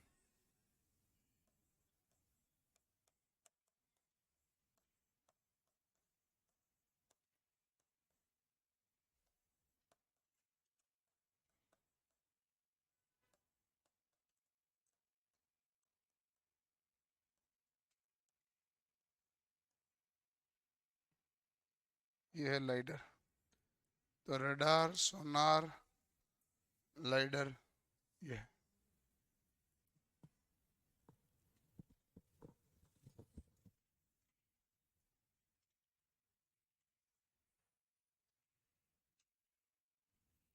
अब किसी को कोई पूछना है सवाल तो पूछ लो भाई।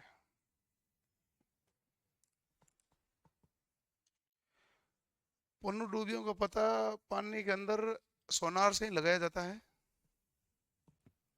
कि कोई दूसरे देश की पनडुब्बी आ तो नहीं गई थी। सोनार के बारे में काफी ज्यादा अच्छे से पढ़ना है। सोनार का और दाब का दोनों कॉन्सेप्ट क्लियर करना है। तो मूवी द गाजी अटैक है वो इसी पर है। गाजी जो पनडुब्बी है वो पाकिस्तान की पनडुब्बी थी। उस समय भारत की पनडुब्बी से वो ज्यादा शक्तिशाली थी। एक बार 1960 और 70 के दशक में पाकिस्तान के पास पैसे बहुत आए थे, बहुत पैसा था और देश ठीक ही चल रहा था।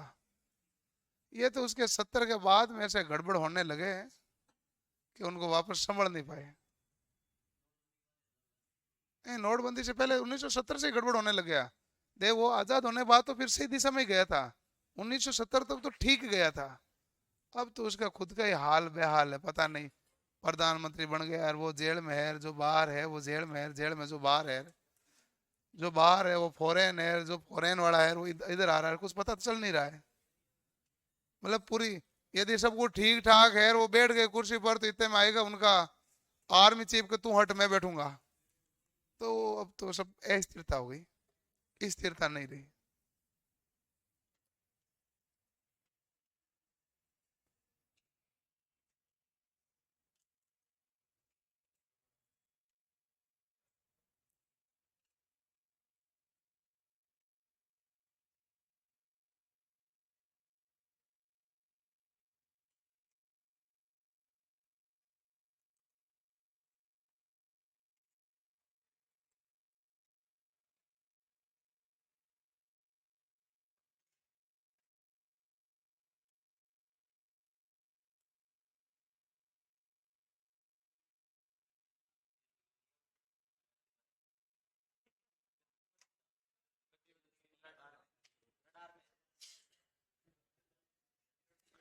गति में दिशा याद करने के लिए काम में लेते हैं। केजरीवाल है, ये कुछ भी कर सकता है। हाँ भाई, चलो कोई नहीं। अब है ना, और कोई सवाल पूछना तो पूछ लो।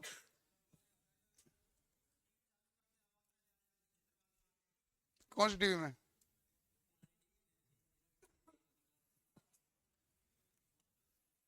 अच्छा देखो कि टीवी में आवाज पहले आ जाती है, चित्र बाद में होता है।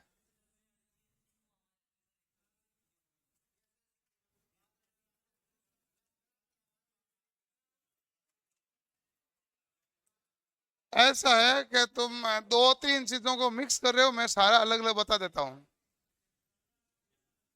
आवाज नहीं, ध्यान से सुन लेना थोड़ी सी। 1 मिनट की कहानी है। 1942 से 46 द्वितीय विश्व युद्ध चल रहा था। उस द्वितीय विश्व युद्ध के समय अमेरिका को कुछ नई फ्रिक्वेंसी की आवश्यकता पड़ी थी। तो उन्होंने आवश्यकता आविष्कार की जननी होती है, उस समय उन्होंने कुछ आवृत्तियों के बारे में खोज की थी, जिनमें से कुछ प्रमुख बैंड ऐसे थे, LXKA KU, इस प्रकार के बैंड थे जिनको खोजा गया था। इन बैंड के माध्यम से ध्वनि को, मतलब ये जो सिग्नल को ट्रांसफर किया जाता था। तो एक देश से दूसरे देश सिग्नल भेजना होता, कोई बीच में सिग्नल चोरी नहीं करे, इस हिसाब से उद्देश्य से बनाया गया। बाद में पता चला कि KU बैंड है ना, जो ये सब माइक्रोवेव फ्रिक्वेंसी थी। माइक्रोवेव का खोज ही द्वितीय विश्व युद्ध में हुई है। माइक्रोवेव यानी सूक्ष्म तरंगे, इनकी खोज ही द्वितीय विश्व युद्ध के अंदर हुआ था। तो पता चला कि भाई KU बैंड है जो टीवी के सिग्नल भेजने के लिए ठीक है। तो उस समय KU बैंड के द्वारा ही सिग्नल को भेजा जाता था। लेकिन जब बारिश वारिश होती है तो उस समय दाने दाने से आ जाते थे टीवी में। उसका कारण था कि बूंद का तरंग दैर्ध्य है और KU बैंड का तरंग दैर्ध्य है, दोनों बराबर था। तो एक दूसरे को क्या कर लेता था, ओवरलैप। इसलिए ये ओवरलैप की कंडीशन होने लगी। आजकल KU बैंड को बंद कर दिया, साहित्य KA या X बैंड को काम लेते हैं। इसलिए अब बारिश आती है तो दाने दाने से नहीं आते हैं। तो पहला कॉन्सेप्ट तो वो क्लियर हुआ। दूसरा इनका है कि सर बादल गरजते हैं या बिजली कड़कती है। तो बिजली कड़कती है तो इसमें होता है क्या, दो बादल टकराते हैं। बादल टकराएंगे तो स्पार्किंग होगी, स्पार्किंग होगी तो प्रकाश निकलेगा, और प्रकाश निकला तो प्रकाश हमें दिखाई देगा। गर्जना थोड़ी देर बाद में सुनाई देगी, क्योंकि प्रकाश का वेग 3 × 10⁸ मीटर प्रति सेकंड है, और ध्वनि है जो 332 मीटर प्रति सेकंड है। तो ध्वनि तो धीरे धीरे आई, प्रकाश तुरंत ही आ गया। तो इसलिए ध्वनि हमें गर्जना बाद में सुनाई देती है और प्रकाश पहले सुनाई देता है। आपने ऐसा नहीं है देखा, तो कोई व्यक्ति पेड़ काट रहा है, आप खेत की इस तरफ, वो दूसरे खेत की उस तरफ है, कोई पेड़ काट रहा, आपने देखा होगा जब वो कुल्हाड़ी मार के वापस ऊपर करता है ना, तब जाके आपके पास आवाज पहुंचती है। आपने देखा होगा ये डिफरेंस क्यों है, गांव में देखा, ये समझिए कि ये इतनी इतनी दूर आवाज, ये टाइम लगा। और क्योंकि ध्वनि की चाल है 332 मीटर प्रति सेकंड, उसमें जो समय लगेगा वो लगेगा। और ऐसा आप अक्सर खेतों के अंदर गए हो तो ऐसा तो आपको मिल ही गया चीजें। क्लियर? तो वो भी कोई कंफ्यूजन रहा नहीं। अब इनका एक तीसरा सवाल वो ये है कि मैंने की टीवी चालू, आवाज आई पहले और चित्र दिखा बाद में। अब ये लास्ट सवाल है ना, ठीक है। उसका कारण यह है कि जैसे मान लो आपके पास केवल ध्वनि आई रेडियो के अंदर, रेडियो के अंदर यदि आपके पास केवल ध्वनि आई, तो उससे पहले एक और कॉन्सेप्ट समझ लेते हैं कि ध्वनि और प्रकाश का। टीवी में आप क्रिकेट मैच देखते हो तो वो एक बॉल आधी बॉल पीछे होता है और रेडियो थोड़ा आगे होता है।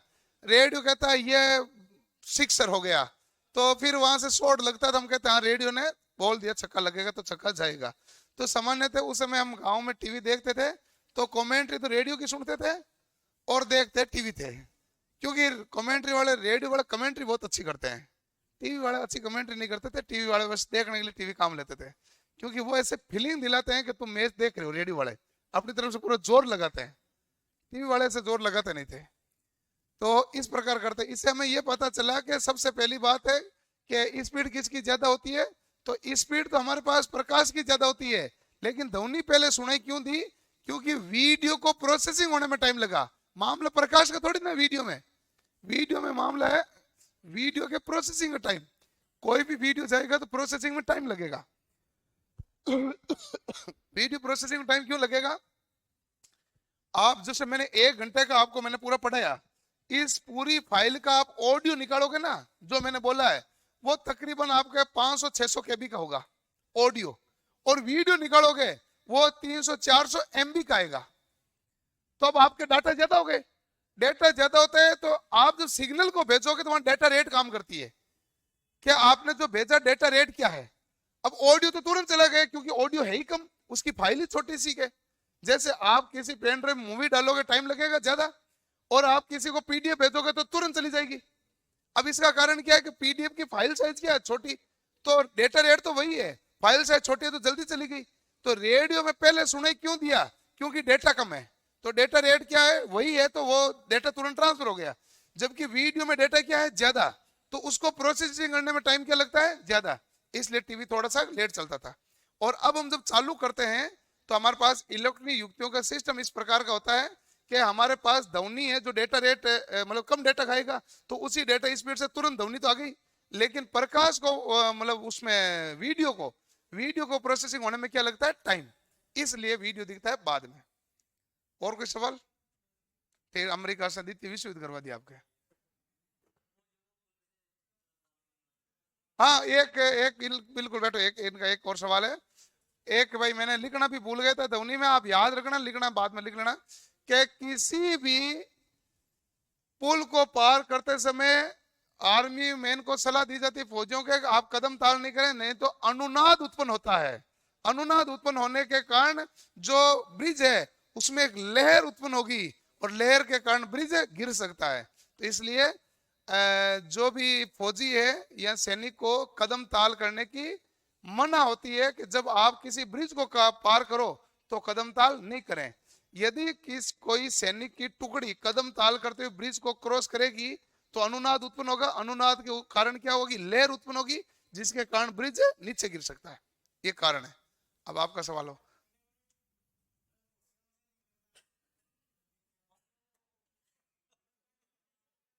हाँ, ये एक बहुत अच्छा सवाल है इनका।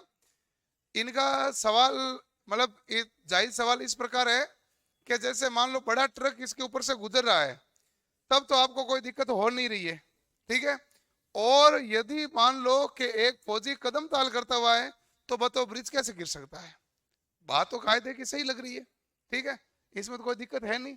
लेकिन जैसे मान लो कि आप किसी एक जगह से दूसरे जगह को पार करते हैं तो वो आपको कहते हैं सावधानी से चलना।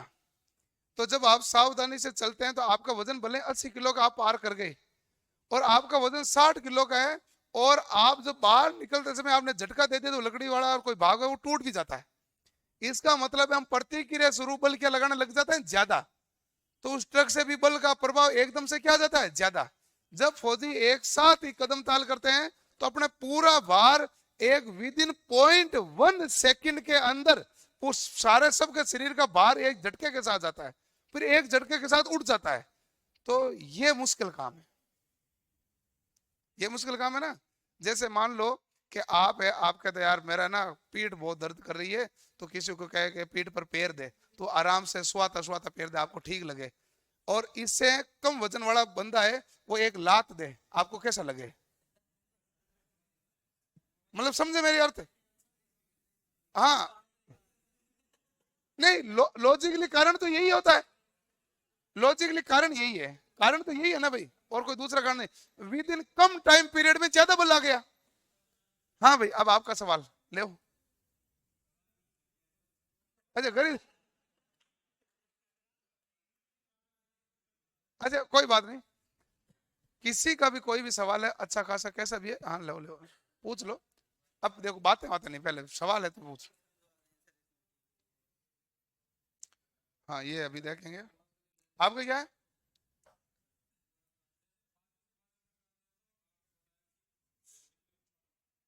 मैंने बताया था आकाश से बिजली गिरती है। एक में धनावेश होता है, दूसरे में ऋणावेश होता है, दोनों में आकर्षण के कारण बादल से बादल टकराते हैं, जिसके कारण स्पार्क उत्पन्न होता है और इसके कारण आकाश से बिजली गिरती है। बादल पत्थर से बिजली गिरने कोई जरूरी नहीं है, बिजली हमेशा आवेश के कारण आएगी, पत्थर के कारण कुछ नहीं आएगा। पत्थर से क्या लेन देना हुआ? पत्थर से पत्थर रगड़ा तो घर्षण के कारण आवेश आया, मामला तो भी आवेश का है। बादल का तो घनत्व कम है लेकिन आवेश तो ज्यादा है ना। बादल का घनत्व तो कम है लेकिन आवेश तो ज्यादा हो सकता है। एक सवाल इनका रीजनिंग का सवाल है।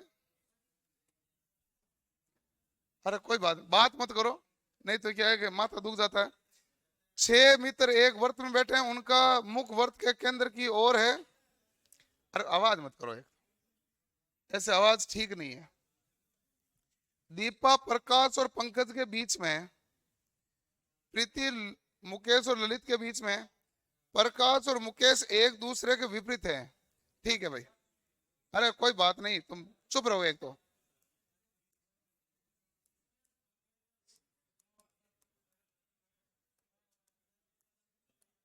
ठीक है भाई, 6 जने बैठे थे, इन्होंने जो बोला मैंने वही लिखा। कुल मिला के एक लाइन बोली, प्रकाश और मुकेश एक दूसरे के विपरीत है, सबका मुंह किधर है भाई? केंद्र की तरफ। ठीक है, अब इन्होंने कहा कि दीपा प्रकाश और पंकज के बीच में, यदि मैं दो कंडीशन है, यदि दीपा इधर है तो पंकज इधर है, ठीक है, और यदि दीपा इधर है तो पंकज इधर है। दो केस है ना भाई? ठीक है। अच्छा, इसके बाद का प्रीति मुकेश और ललित के बीच में है। प्रीति, तो यहाँ का मतलब हो गया कि इसमें यदि प्रीति है तो ललित यहाँ पर है, और यदि प्रीति यहाँ पर है तो ललित यहाँ पर है। ठीक है भाई, तो प्रीति मुकेश और ललित के बीच में, दोनों केस में देख लो, और दोनों ही केस में दीपा है जो पंकज और प्रकाश के बीच में। तो यहाँ तो बाहर वाली कंडीशन सही है, यहाँ अंदर वाली कंडीशन सही है, जो भी देख लेंगे।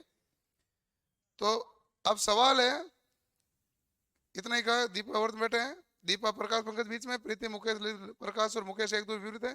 प्रकाश की दाई ओर कौन बैठा? प्रकाश है, इसके दाई ओर या तो ललित है या दीपा। ठीक है, ललित भी ऑप्शन में और दीपा भी ऑप्शन में, इसलिए डाटा है पर्याप्त है। ले जाओ सवाल वापस। तो मैं क्या करूं फिर? दोनों कंडीशन सही है। 1 मिनट, 1 मिनट, क्या करो, आवाज मत करो। मैं पूरा, कल वाले पेपर का हो परसों वाले का हो, उत्तर यही है जो मैं बताता हूं आपको। मैं चीजें वापस समझा दूं कि आप इसको बना के देख लो ना भाई। मैं ये थोड़ी कह रहा हूं पेपर में आया को क्या हुआ, उसे क्या फर्क पड़ा। दोनों कंडीशन बन रही है कि नहीं बन रही है? दोनों कंडीशनों चित्र बनाने पर दोनों पर्सन को सेटिस्फाई कर रहे हैं कि नहीं कर रहे हैं? तो यहाँ तो दीपा भी आ सकता है, ललित भी आ सकता है। यहाँ तो इन दोनों को ऑप्शन में एक ही देना चाहिए था, दूसरा देते नहीं तो कंफ्यूजन था ही नहीं। दोनों दिया तो उनकी गलती है। हाँ, या फिर एक लाइन खा गया भाई। जितना लाइन दी गई उस लाइन में तो ये दोनों कंडीशन है।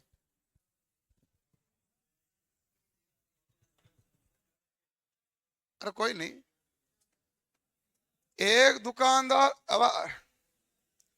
दुकानदार एक वस्तु के अंकित मूल्य पर 18% की छूट देता है, फिर भी 23% लाभ कमाता है।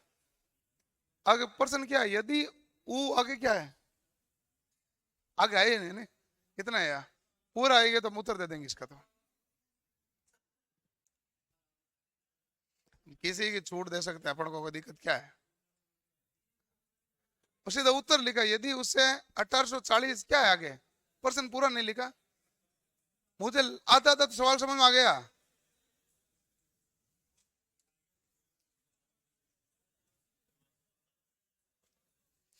पूरा प्रश्न आने दो, प्रश्न है नहीं।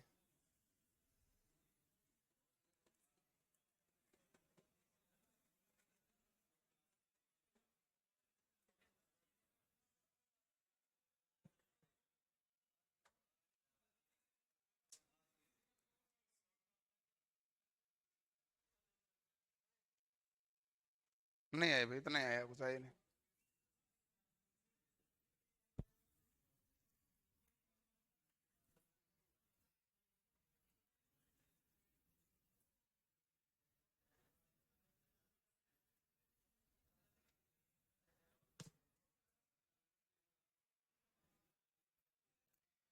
एक दुकानदार को वस्तु के अंकित मूल्य पर 18% की छूट दी, 23% का लाभ हुआ।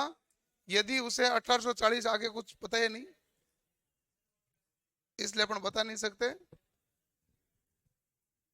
यदि वो आगे बताता तो हम और आप तुरंत आपको बता देते हैं।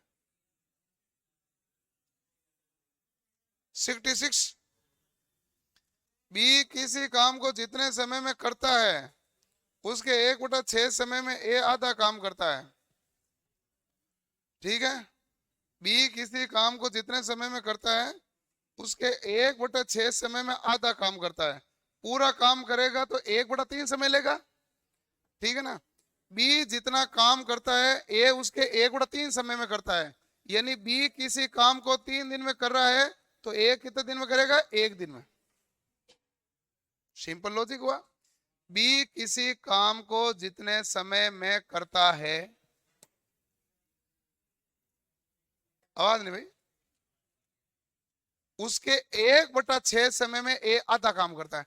1/6 समय में आधा काम करेगा तो 2/6 समय में पूरा काम करेगा। 2/6 का मतलब 1/3, तो 1/3 समय में पूरा काम करेगा। बी किसी काम को जितने समय में करता है उसके 1/3 समय में एक काम पूरा करता है। यानी बी 3 दिन में करता है तो एक कितने दिन में करेगा? 1 दिन में। पहली लाइन तो अर्थ ये निकला। यदि काम को पूरा करने के लिए दोनों को 10 दिन लगते हैं तो बी अकेला कितने दिन लगता है? ये तो ठीक है ना। तो 3 और 1 का, आवाज नहीं भी, 3 और 1 का लेट से पाया 3, ये आया 1, ये आया 3, दोनों मिलकर कितना काम करते हैं? 4। पूरा काम कितने दिन में हुआ भाई? 3/4 दिन में। अब इन्होंने कहा 3/4 का मतलब है 10 दिन। 3/4 का मतलब है 10 दिन। तो बताओ 3 दिन का मतलब क्या हो जाएगा? तो 10 × 4 = 40। ले जाओ।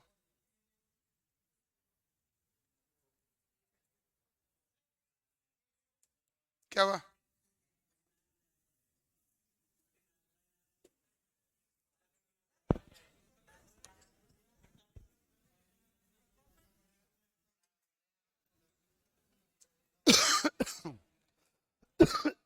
क्या क्या कह रहा है? कौन सा सवाल?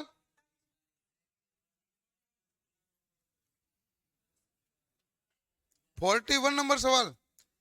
कॉपर्टी का प्रयोग भाई, कॉपर्टी महिला में काम में लेते हैं तो अंडाशय, गर्भाशय, योनि, गर्भाशय आएगा क्या?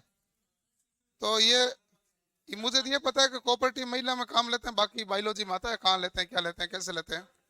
कॉपर्टी के बड़े बड़े एड लगे होते हैं ना, आप टीवी देखते हो तो कॉपर्टी का एड आता है कि कॉपर्टी का प्रयोग किया जाए गर्भधारण को रोकने के लिए। अच्छा, जो दो बच्चों के बीच में अंतर करने के लिए हो सकता है, जो भी हो, नाम सुना हुआ है। क्लियर?